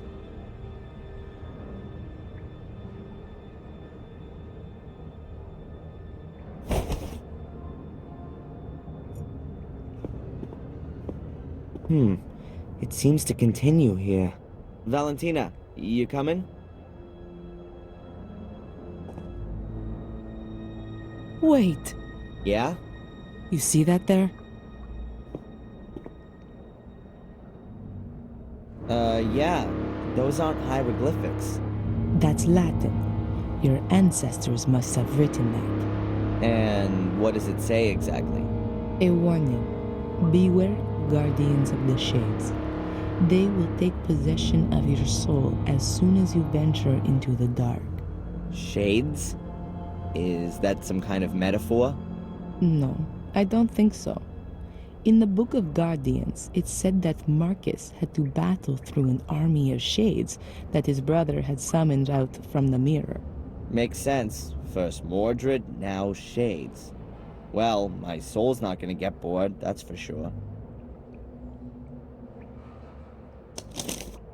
Huh, there's a loose note at the last page.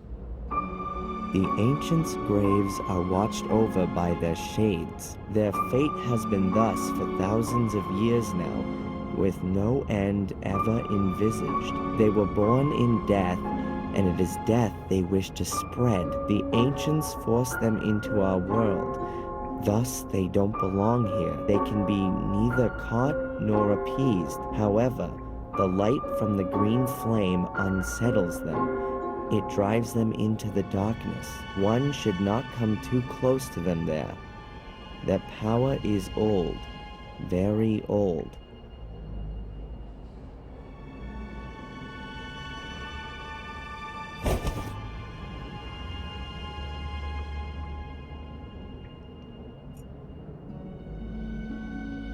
Madame Fortuna? Huh. No answer. Could have something to do with the missing telephone.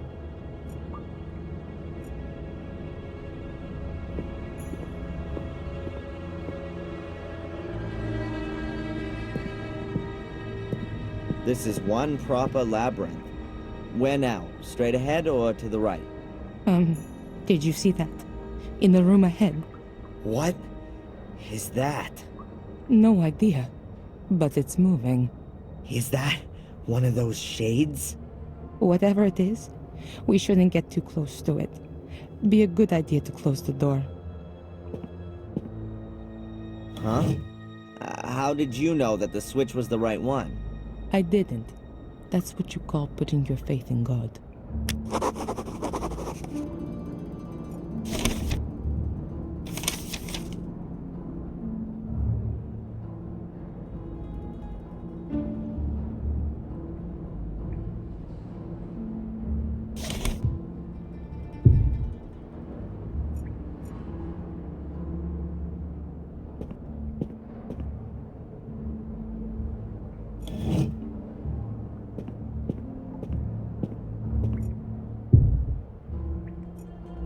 I can't leave Valentina back here on her own.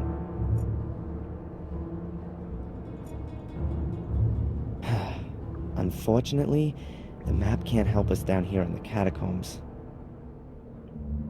There are Roman numerals in the rooms.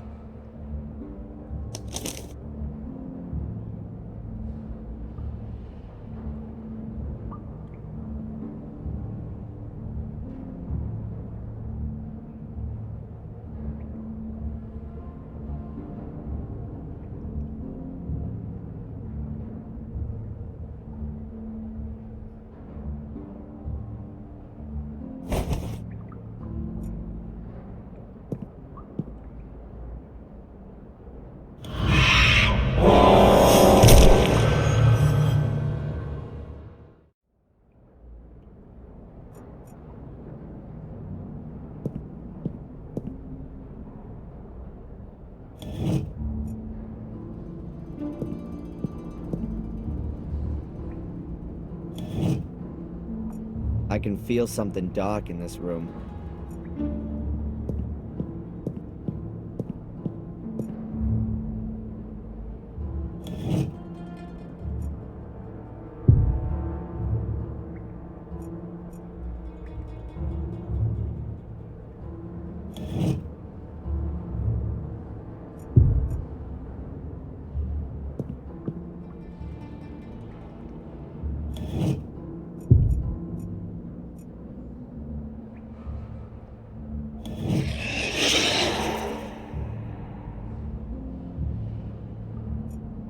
think there's something evil in this room.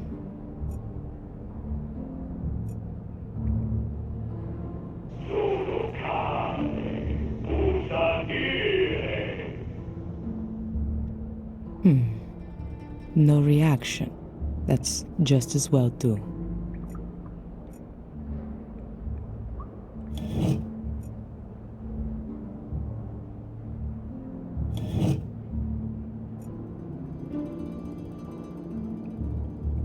I can't find anything interesting here. Perhaps Adrian's just got a fondness for bones.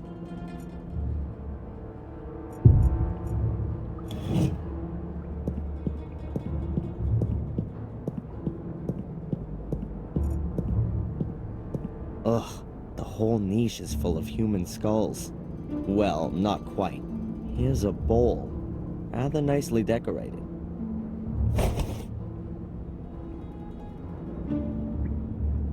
An ornate bowl made of brass or some other metal.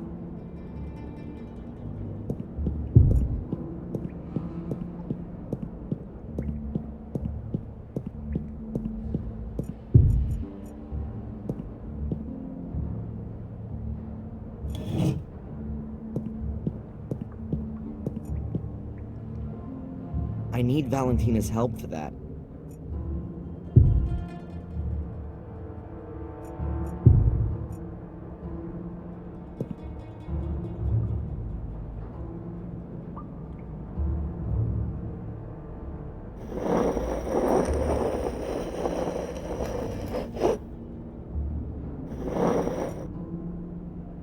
Dust, bones, and a crown. That has to be a king's grave.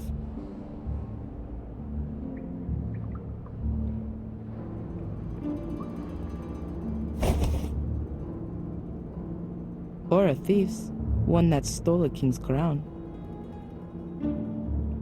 A little crown. But it's heavy. Very heavy for its size.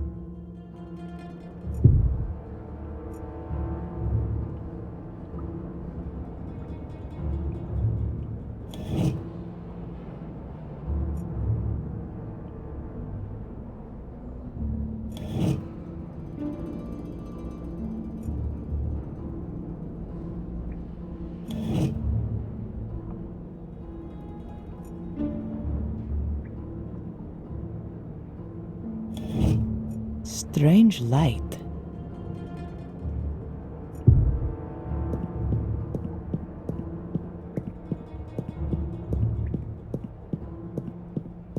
Everywhere, these weird green lights.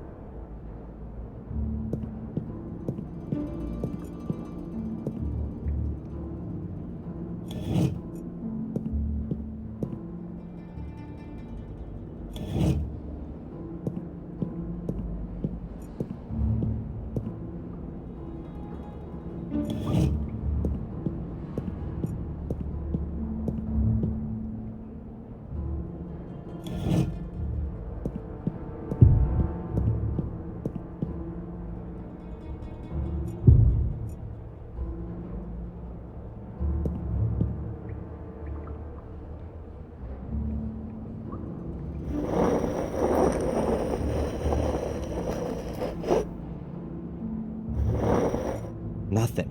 The coffin's empty.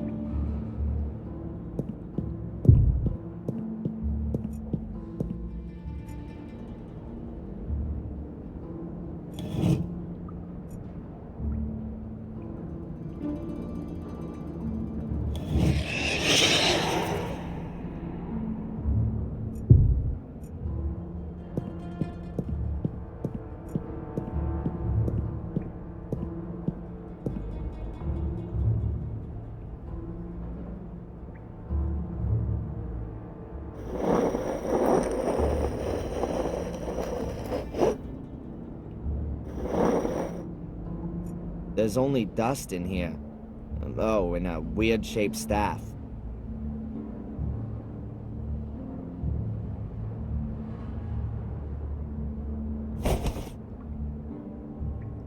Looks like it could be like the ones that the bishops carry. Or shepherds. No idea what that is. Perhaps a wand.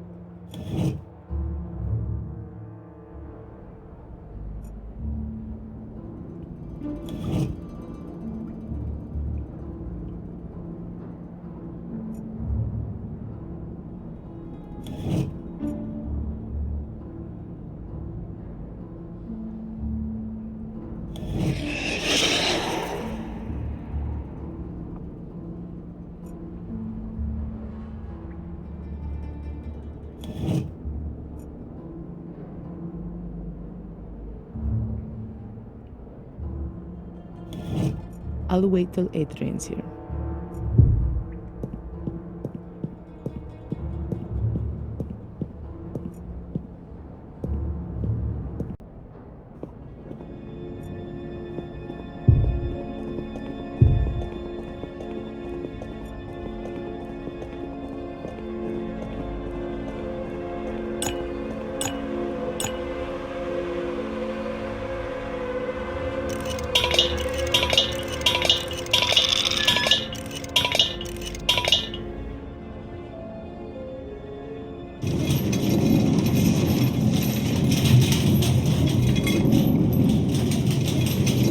There has to be something somewhere telling me what to place in it.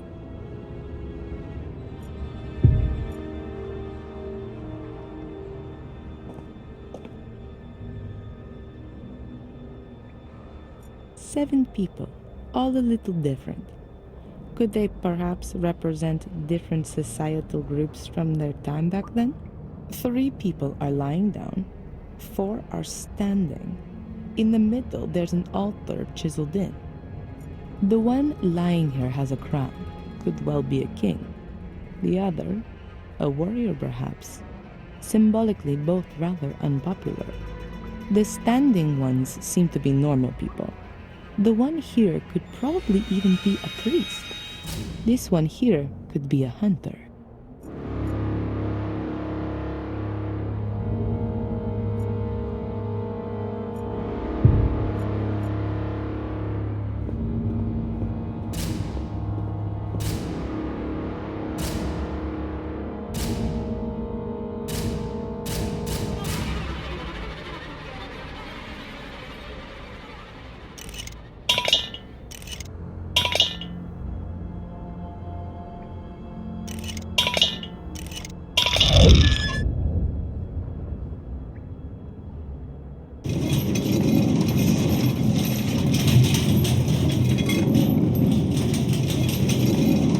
The dish is hanging right in the middle.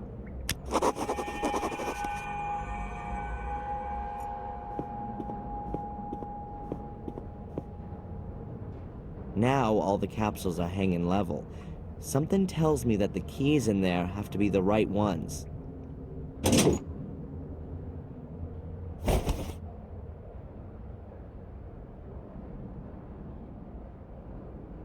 I hope those are the right keys now.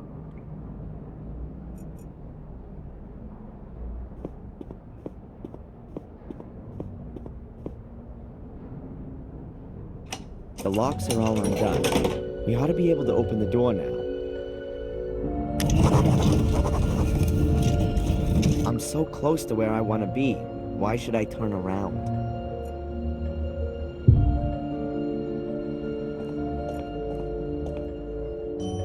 There's no going back. We have to find the Black Mirror.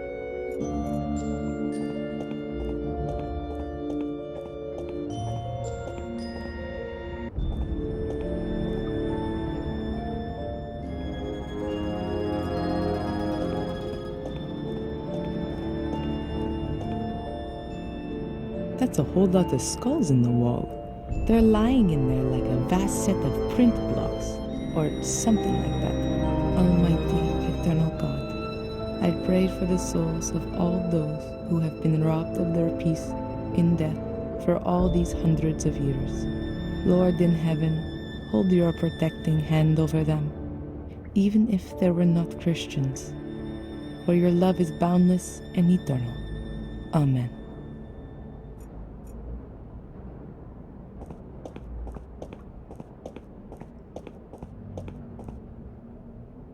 Mamma mia, I had no idea how big everything was.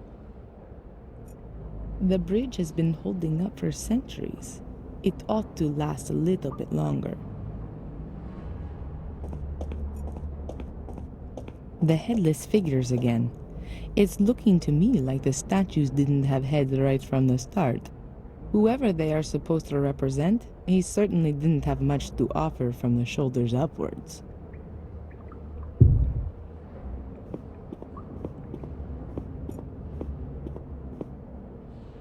The guy with no head again. This time, times 4. Did somebody not like him all that much? Mordred, maybe? He went round with his sword going chop, chop, chop. Walls full of skulls. Who were these dead people and where are their bones? Did someone just take their heads? How come? And why are all the statues headless? Is there a connection? The closer we come to the truth, the more questions seem to come up.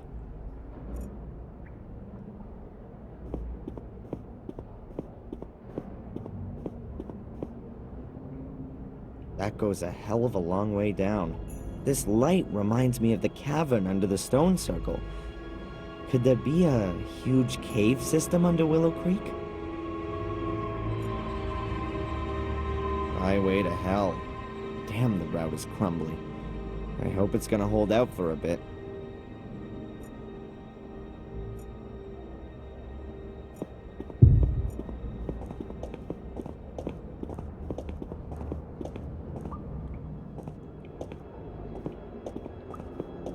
I think we've reached the chapel. I almost feel like I've come home here. No, this chapel was built by Marcus and Mordred. It was their last cooperative work. It really is a sacred place. But Mordred used it for his own dark purposes. I doubt that. Marcus Gordon did a great job. He wanted to use this great bulwark of an altar to properly seal up all the spirits his brother summoned. But Mordred had left himself a back door. Kind of unearthly. The water seems to be lit up, but I can't see a light source. No idea how deep the water is here, but I'm guessing that we're a long way below the water level.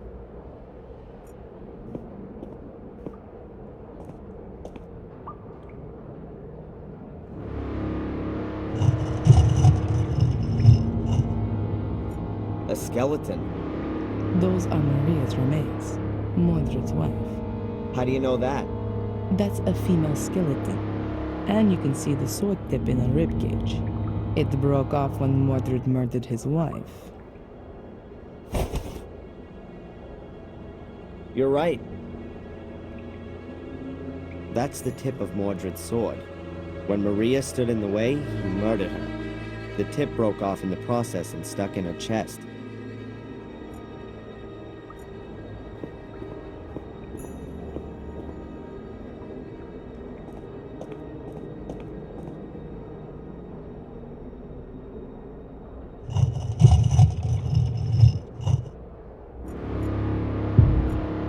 A stone coffin.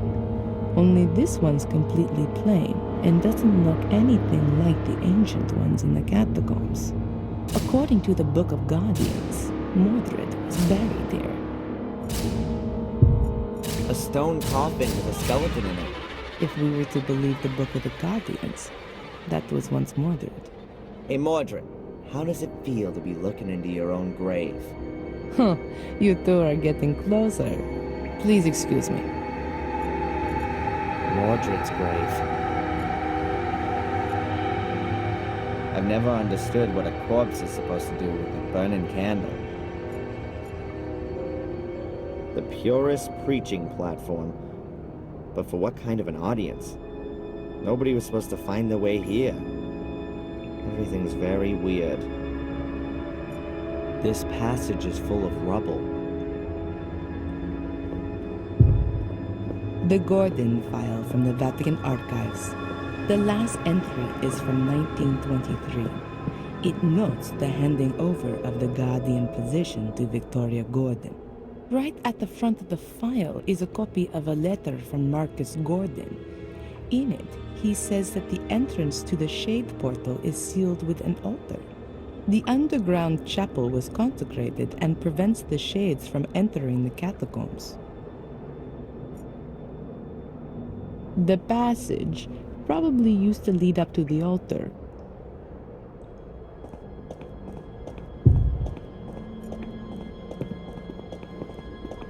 There's a whole bunch of hieroglyphics on the altar.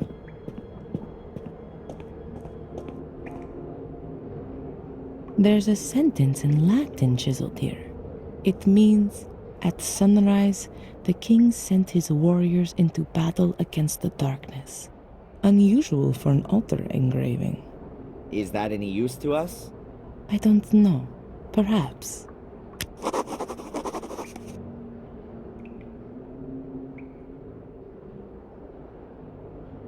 Maybe Valentina can take a look at it.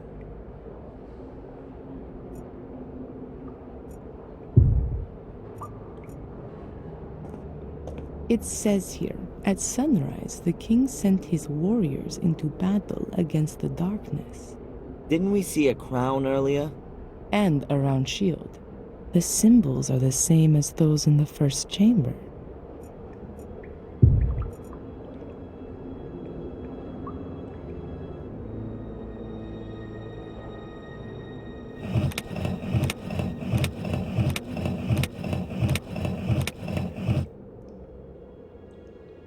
You can press in these hieroglyphics. Most probably in a certain sequence.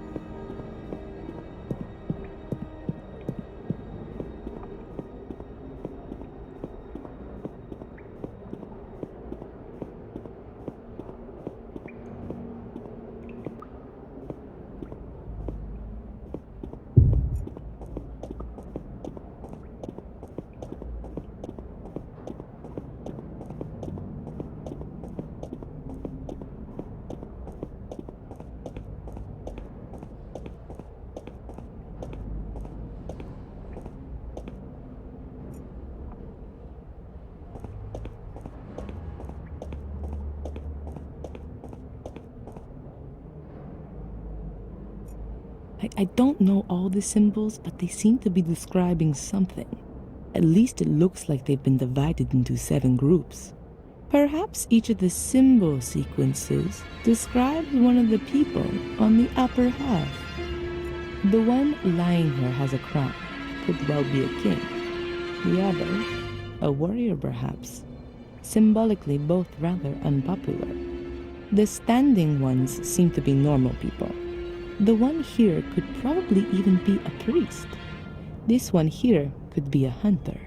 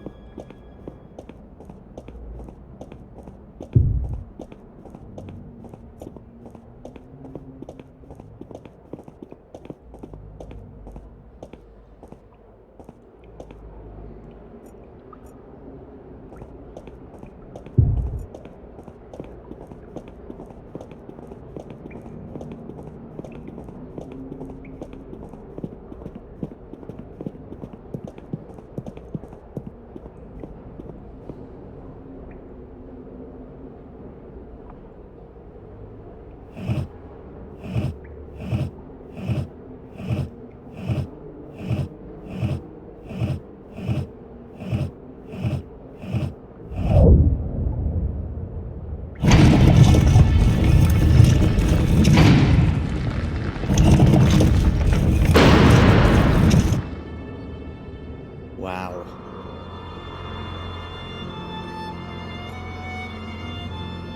Valentina, Yes. you know what's weird? There's light everywhere down here. Even burning candles. Everything seems to be rather unearthly. Especially with all the lights. It could be that they come on when a certain door is open. But when was the mechanism for that installed? And by whom? Or we're not the only ones who are wandering about down here. Whatever the case, we still haven't reached our goal. Marcus thought that the way to the Black Mirror had been closed forever with the chapel. But he hadn't reckoned with the genius of his brother. Are you starting to admire Mordred? Just take a look around. The castle up there suddenly seems tiny compared to all this down here.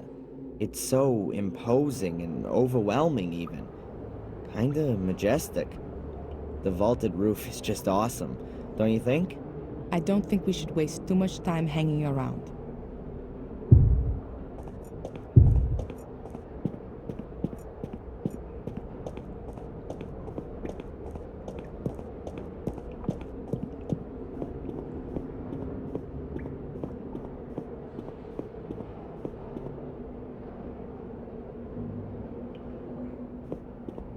We're definitely not in the Catacombs anymore. This looks more like an alchemy laboratory. I've been here before. Mordred? No, as a child. I've got a kind of faint memory of it. Have a look around. Perhaps it'll come back to you more strongly. Yeah.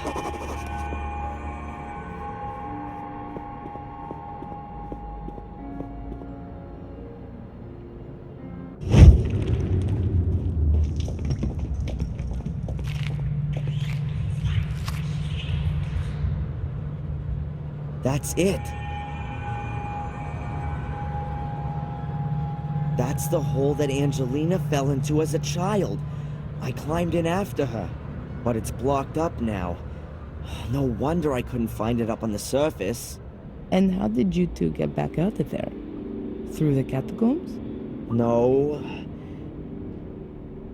Bates. Oh, it was him. He got us out and then filled in the hole. But before that, we were at the portal. We were standing right in front of it. It's behind this door. Had Angelina opened it? I'm not sure anymore.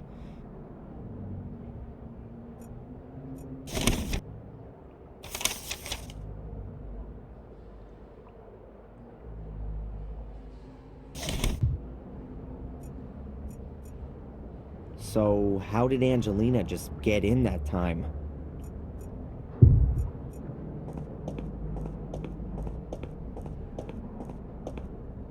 I don't like secret doors.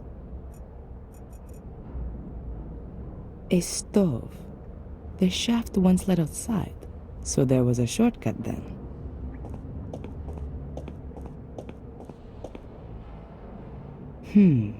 That's not ordinary soil. Looks like there is tar mixed in with it. Somebody wanted to be sure.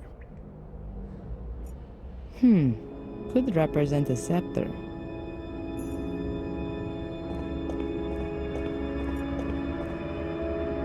A considerable sword collection. Mordred must have been quite a weapons appassionato.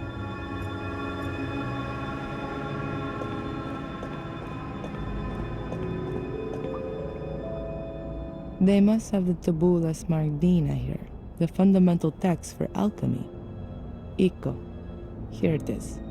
The Smaragdina tablet, the alchemist's Bible.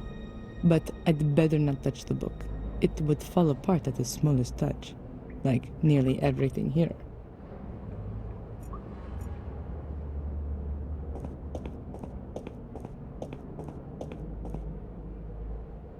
The book is open at the Homunculus chapter.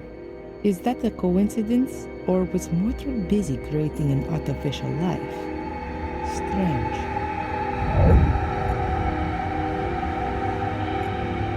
Interesting stonemasonry.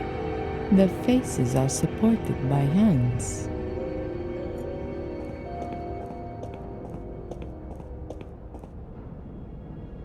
out the stone wall and filled with groundwater.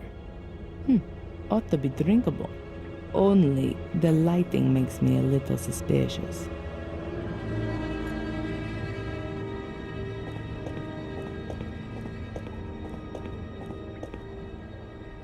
A really fine alchemy laboratory. There's virtually everything there that they used to use back then. But I doubt that Mordred was interested in creating gold. The flasks point rather more to him being a blender of poisons.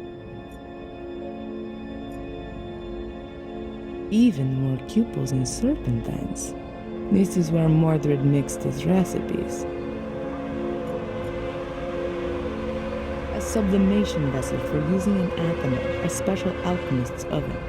I've never seen such a good one before.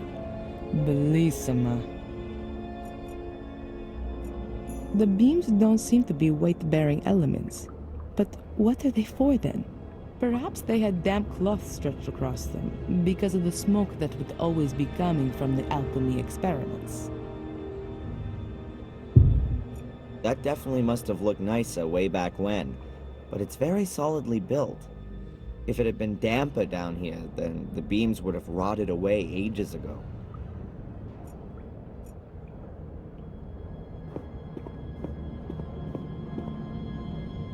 There are water basins everywhere here. Mordred must have been a bit of a clean freak. Those are really nasty-looking gargoyles. Worse than those fiendish things from the Academy. That's a depiction of a soul key.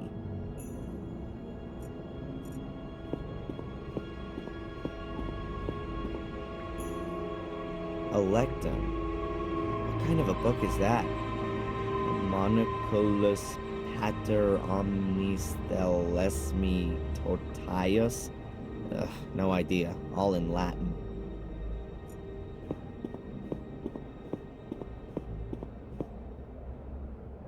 Prima materia, planet metals, basilisk. Welcome to Discworld.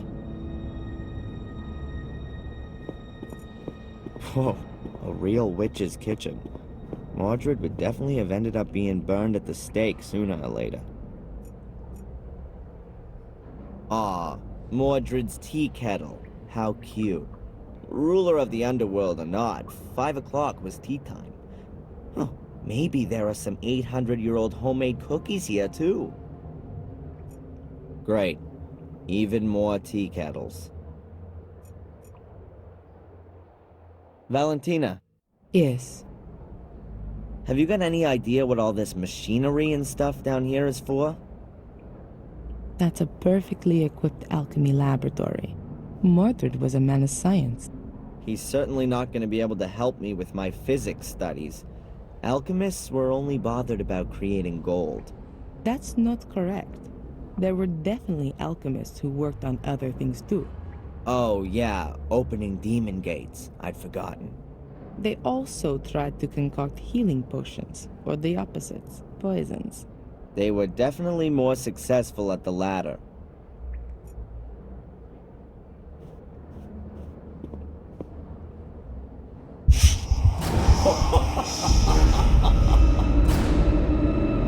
These are the best blades in the land, forged by the most skillful of smiths. Much too good for those butchers that my brother calls soldiers. Adrian, you're scaring me. Please, put that away. And yet, they're nothing compared to my sword. Adrian, stop it! Huh? What? It's all right. Everything's okay. Just put the sword down and then everything will be fine. From now on, we'll have to watch out you don't pick up a sword again, okay? You're not going to go near a sword again, Adrian. Do you understand? We don't want you having an accident or anything, do we? Okay, Sister Valentina. Is there a reason you're talking to me like some kind of wacko? None. Apart from the fact that you look like one and are behaving like one. Your eyes have turned black again, and you're fiddling about with a sword, and you're speaking like Mordred. Now then, please do us both a favor and keep your fingers away from sharp-edged weapons. It's for an emergency, in case... Yeah, well, Mordred attacks me. It's better for me to keep my hands off them. Valentina, Yes. are you gonna let me take a look at your dagger? What? No, definitely not. I think I know how to open the door. It's quite simple. All right then. I hope you know what you're doing. What are you doing there? There was a door in the academy. It could only be opened with the blood of a Gordon. My blood. When I wanted to help Angelina as a child back then, I'd cut myself. That's why I was able to open the door. Golden blood. One further reason why only you can be the Guardian. Let me go first. Why? I don't know what might happen when Mordred sees his beloved mirror again. Think about that thing with the swords. Okay.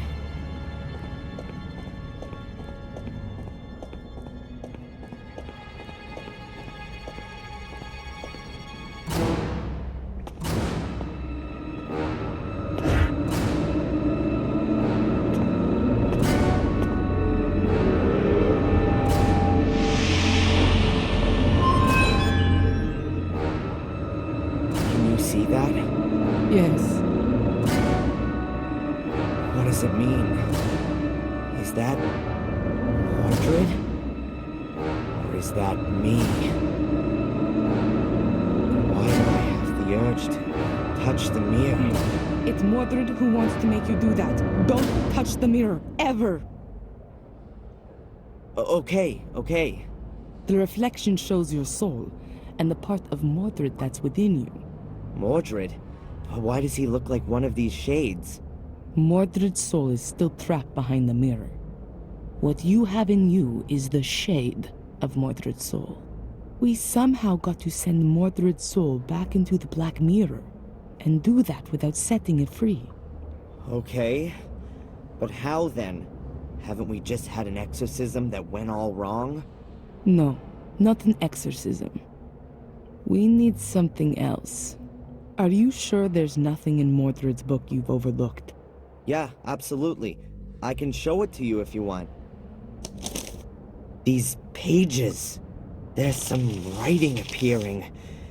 That must be Mordred's notes. But how come there's something there all of a sudden? The mirror must have activated it, maybe? If you believe my ancestors, it's possible that the soul leaves the mirror if the shade is already bound in this world. A reunion of soul and shade would constitute an unimaginable power potential. The soul belonging to the powerful and feared by all King Armundor is exactly the right one for my son to be made into, and what he would have become if my brother had not blah blah. The guy definitely would have benefited from a few sessions with Dr. Winterbottom. But hold it.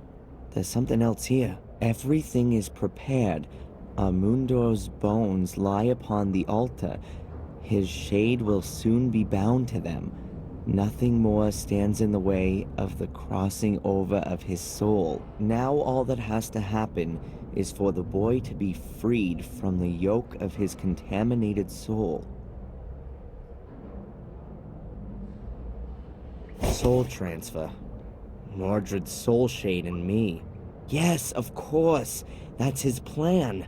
He's lured me here so that his ritual can be completed, and his soul can cross over into my body.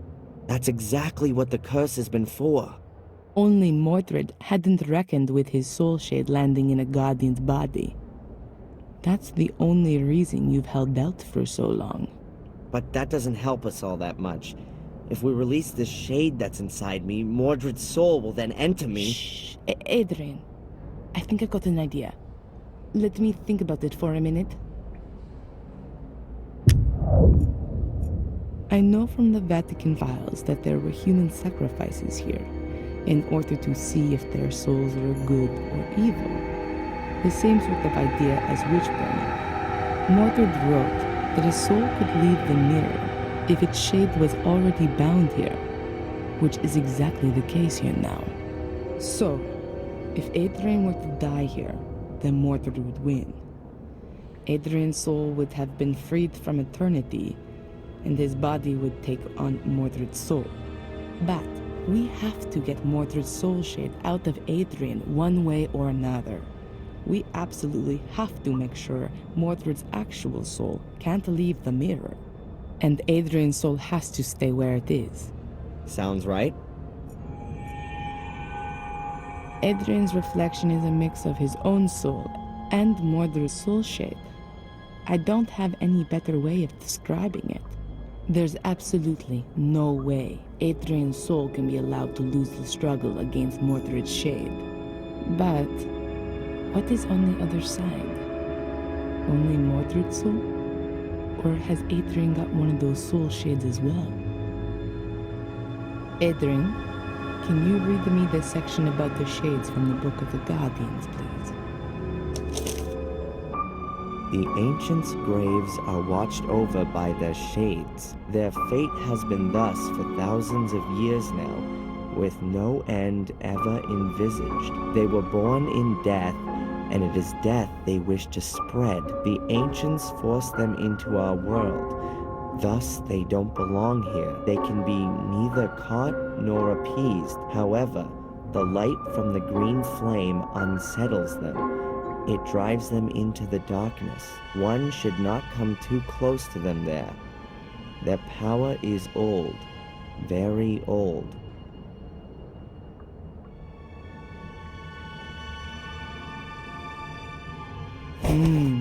A shade is created in every case when somebody dies.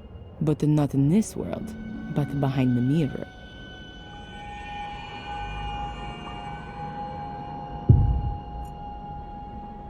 That's what it is then. The Black Mirror, the Shade Portal. There's such an extraordinary attraction coming from it. I've got a persistent urge to look into it. Those are the same statues as in the room with the scales. I don't know who or what they're supposed to represent. They're really imposing.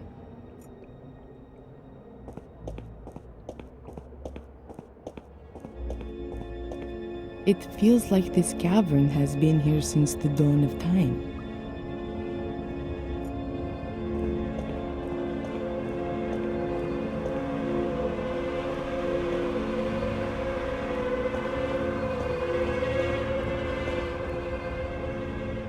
Adrian, have another look in Mordred's book.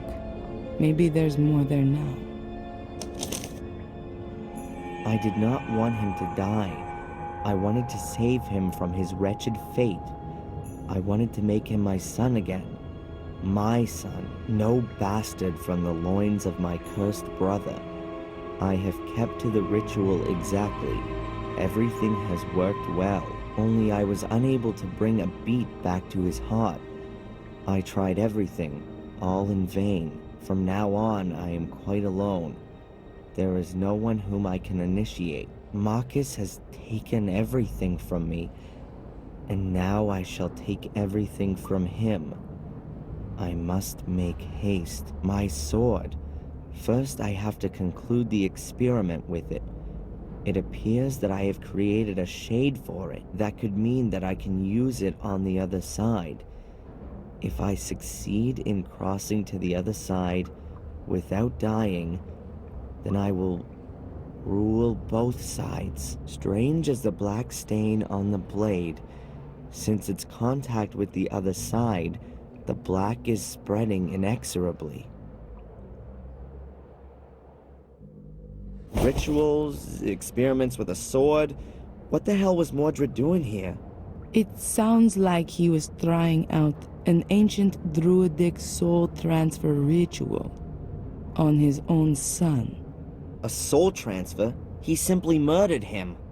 Does it give the procedure for the ritual in the book by any chance?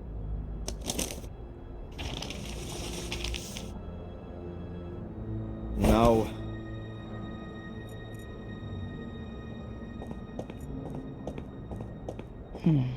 I could give Adrian something to really slow his heartbeat down, like a poison. Then, that would have to free Mordred's soul from Adrian's body. But then, Adrian's soul would be freed as well, and he'd die. It could be possible to resuscitate him with adrenaline. I will only have to give him a small shot into a vein soon after. At that time, Mordred wasn't in a position to do that. Nobody knew about adrenaline back then. Today, it's possible. It's dangerous for sure, but it's the only possibility I can see right now. I'd better not say anything about it to Adrian, for now.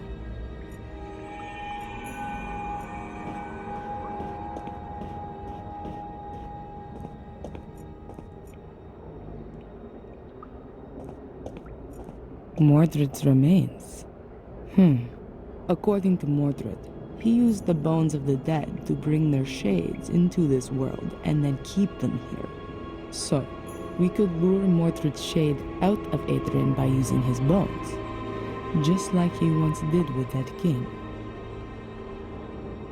Adrian, we need Mordred's bones for the ritual. Can you do that? Yeah? In one piece? Just remember how they all go together, and then lay them on the altar in the same layout. But not yet.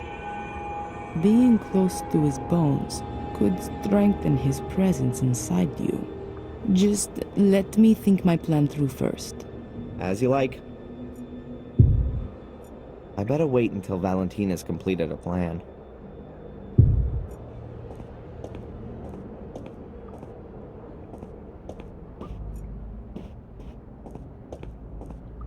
Adrian's shade needs a weapon to conquer Mordred, but I'm afraid that an ordinary blade isn't going to do the job. Mordred's already dead, and you can't pass a weapon through the mirror just like that. Wait. Adrian, what was that just now in Mordred's book about his sword? It says, strange is the black stain on the blade. Since its contact with the other side, the black is spreading inexorably. And here, it appears that I have created a shade for it. That could mean that I could use it on the other side. That's it. We need Mordred's sword. Can't be all that difficult. Find a sword with a black stain. Okay. I think I know how we're going to do this. I can't wait. Right. The Black Mirror seems to be a portal into another world. A kind of shade world. If a human dies anywhere near the portal, then a shade is born on the other side of the mirror. At the same time, there are two possibilities for that person's soul. If they were of pure heart, their soul shade remains behind the Black Mirror, and their soul Flies shade free up to heaven? It's free, yes, but if that person was evil, then their soul is sucked from their shade into the mirror. And then? It's trapped. The souls in the mirror are slaves to the shades.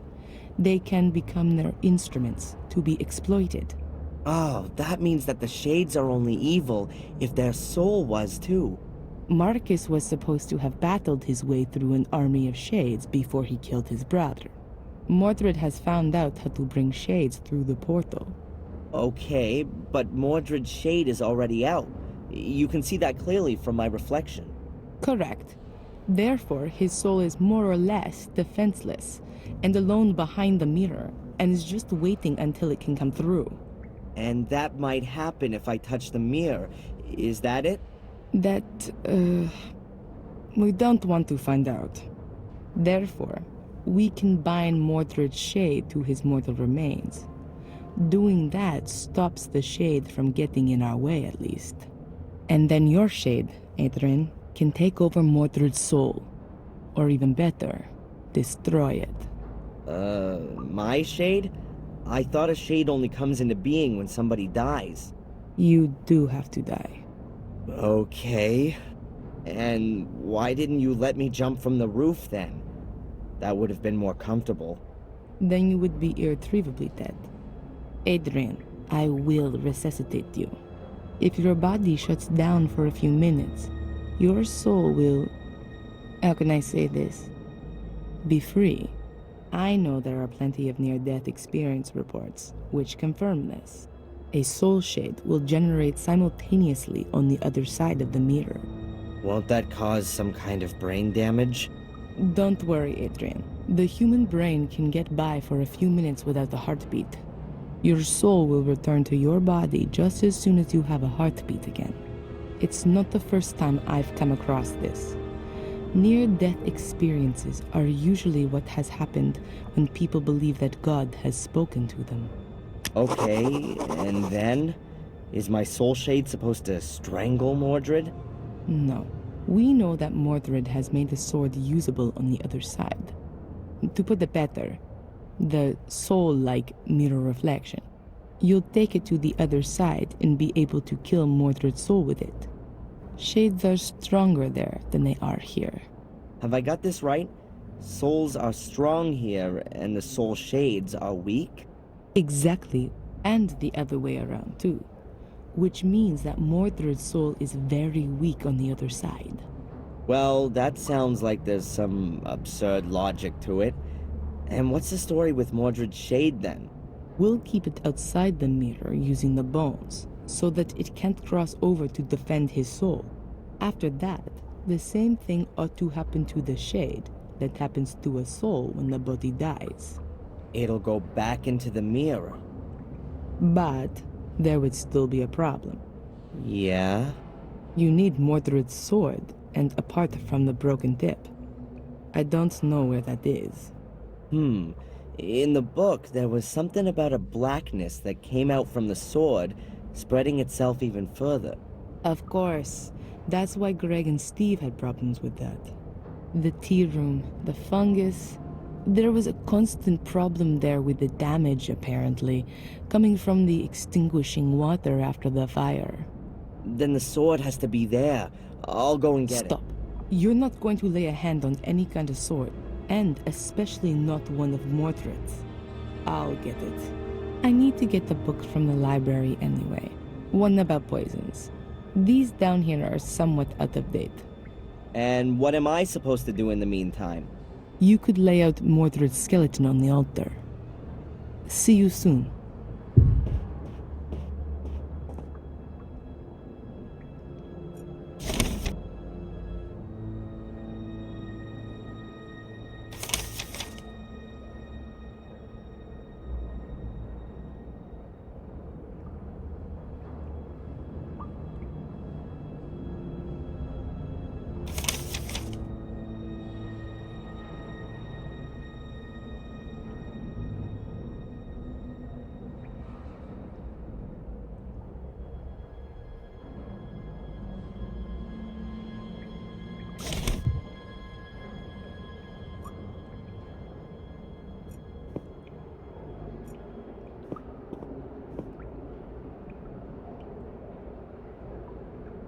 I can never remember the arrangement of the bones.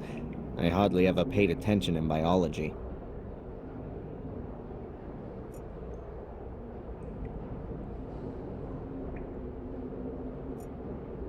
There are just too few pictures of you, Mordred.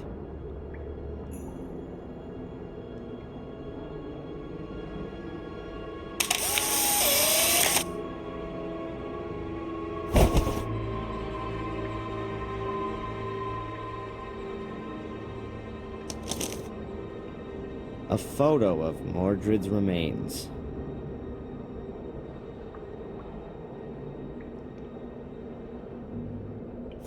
I'll just take the big bones. All the bones from the hands and feet have already turned to dust. I hope that's not gonna upset Mordred's soul shade.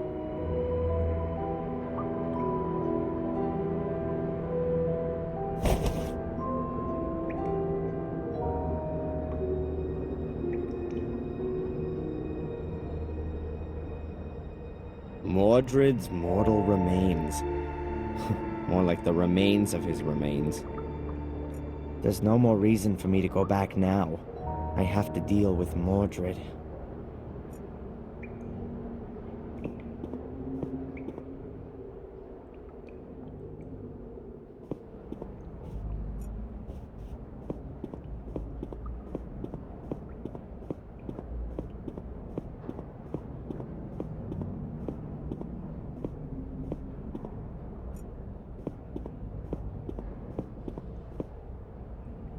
It goes one heck of a long way down.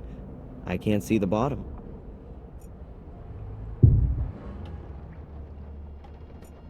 I have to find the sword first. It's important.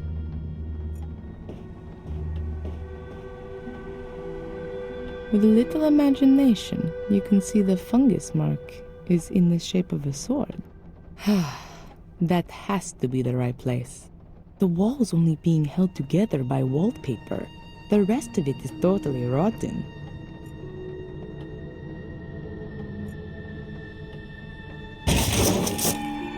One sword with a broken tip. Mordred's sword.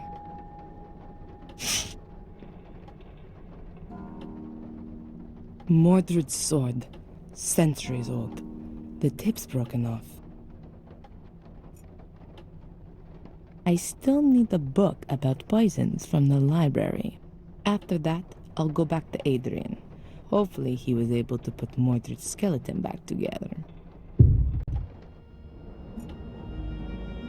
I'm able to see in my mind everything that happened on this altar. Having Mordred in your head eclipses any horror film. And I don't feel any revulsion. None at all. If Valentina doesn't come up with something soon, he's won. No, I have to pull myself together, or else all of our efforts are gonna be in vain.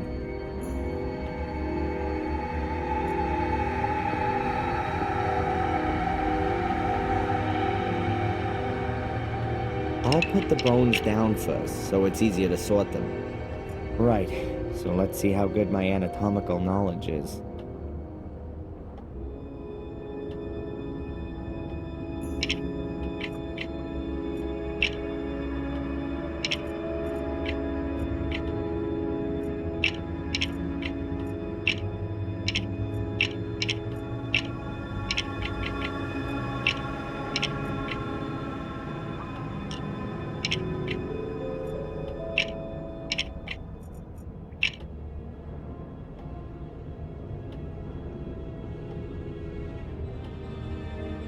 Well, that was no good. Let's start again.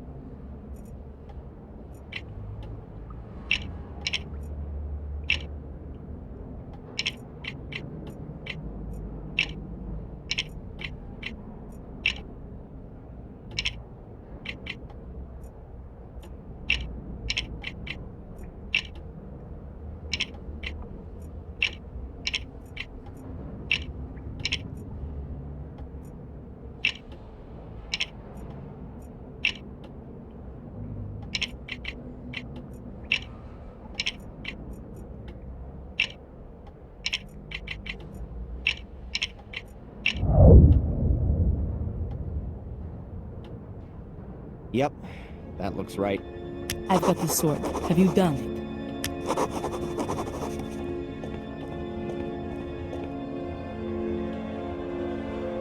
Mordred's skeleton's lying ready on the altar. Good. Are the bones lying like they were before? Head at the top, legs at the bottom. I reckon so.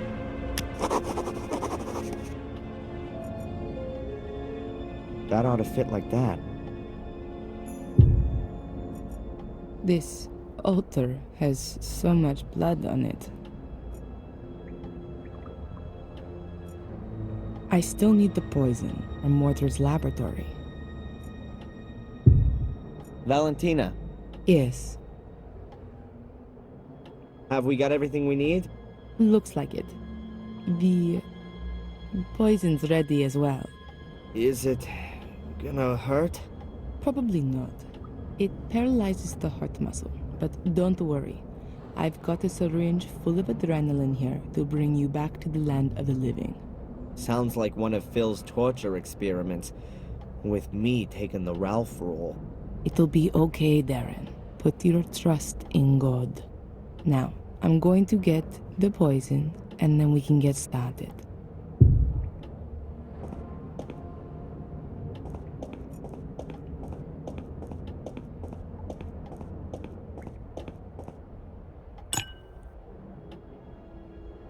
Poison. It slows down the circulation and then the heart stops. Pain-free. I've had to do this all rather quickly, unfortunately.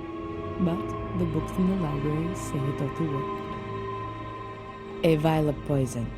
It drastically slows the heartbeat so that you die within a matter of a few minutes.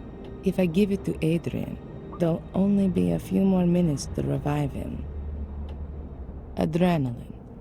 It's usually administered intravenously and ensures that the cardiovascular system works again within seconds.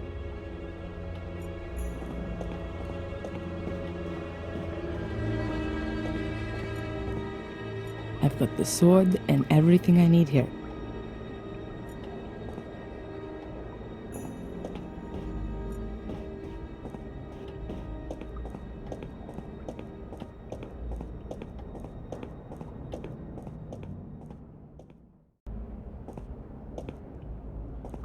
The Bible gave me much strength when I needed it.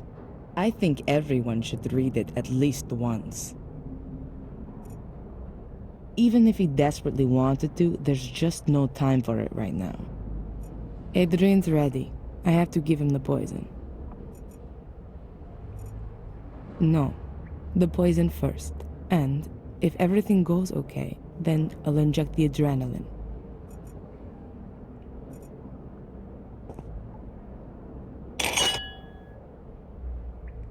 Good. You have to drink this.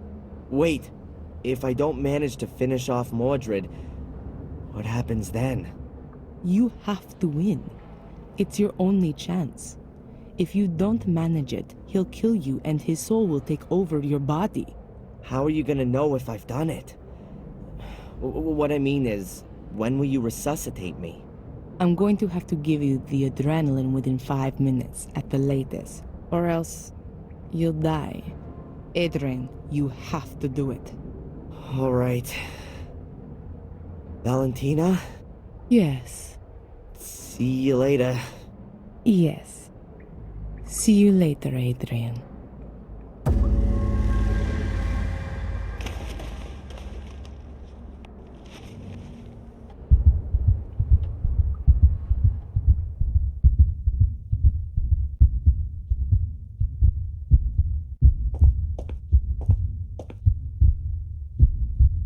Something's not right. Oh god, that's Mordred's soul. And that isn't Adrian's soul shade.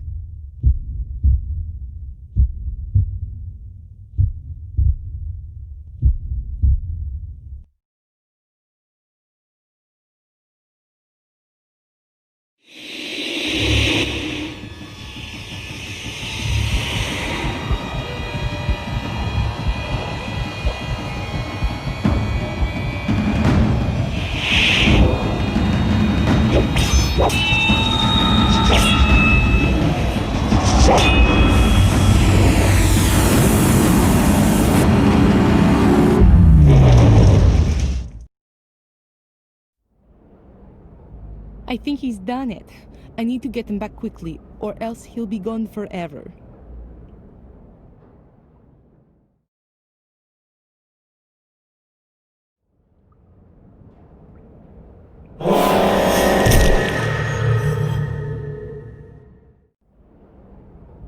I think he's done it. I need to get him back quickly, or else he'll be gone forever. I have to get his heart beating again, and fast, or that'll be it. He'd be stone dead.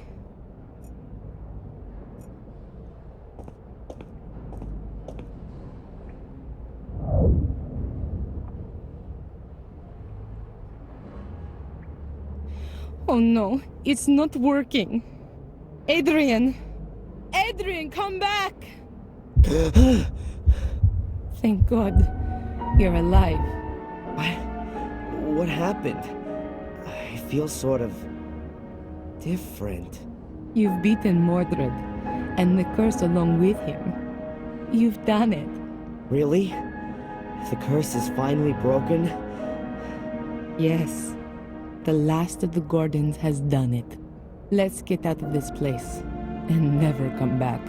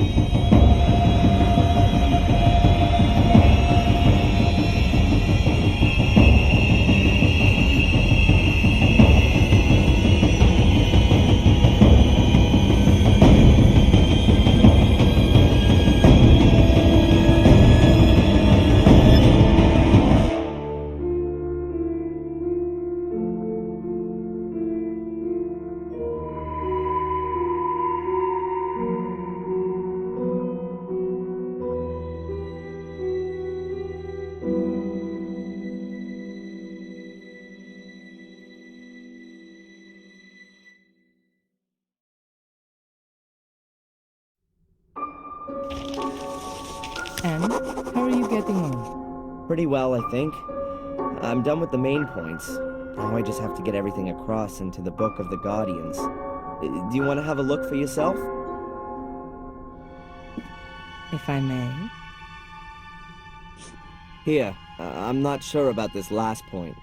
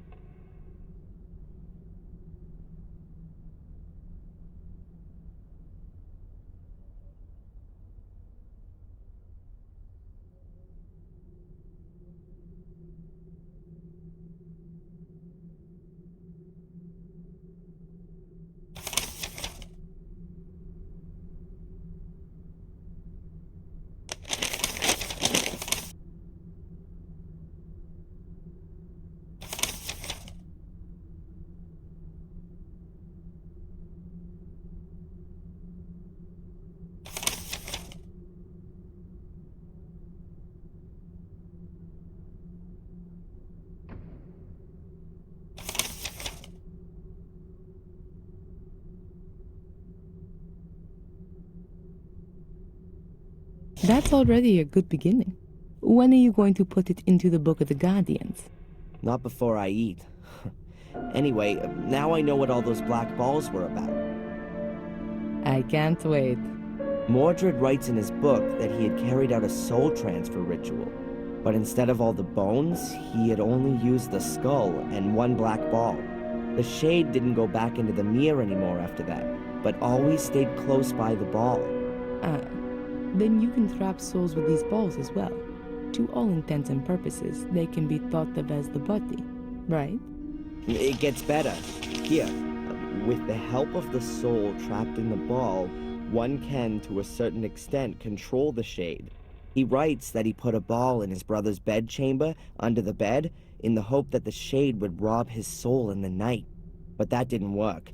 He suggests that Marcus's soul was too pure for the shade. What do you think? Do you think there are still shades going around today, doing all the evil stuff?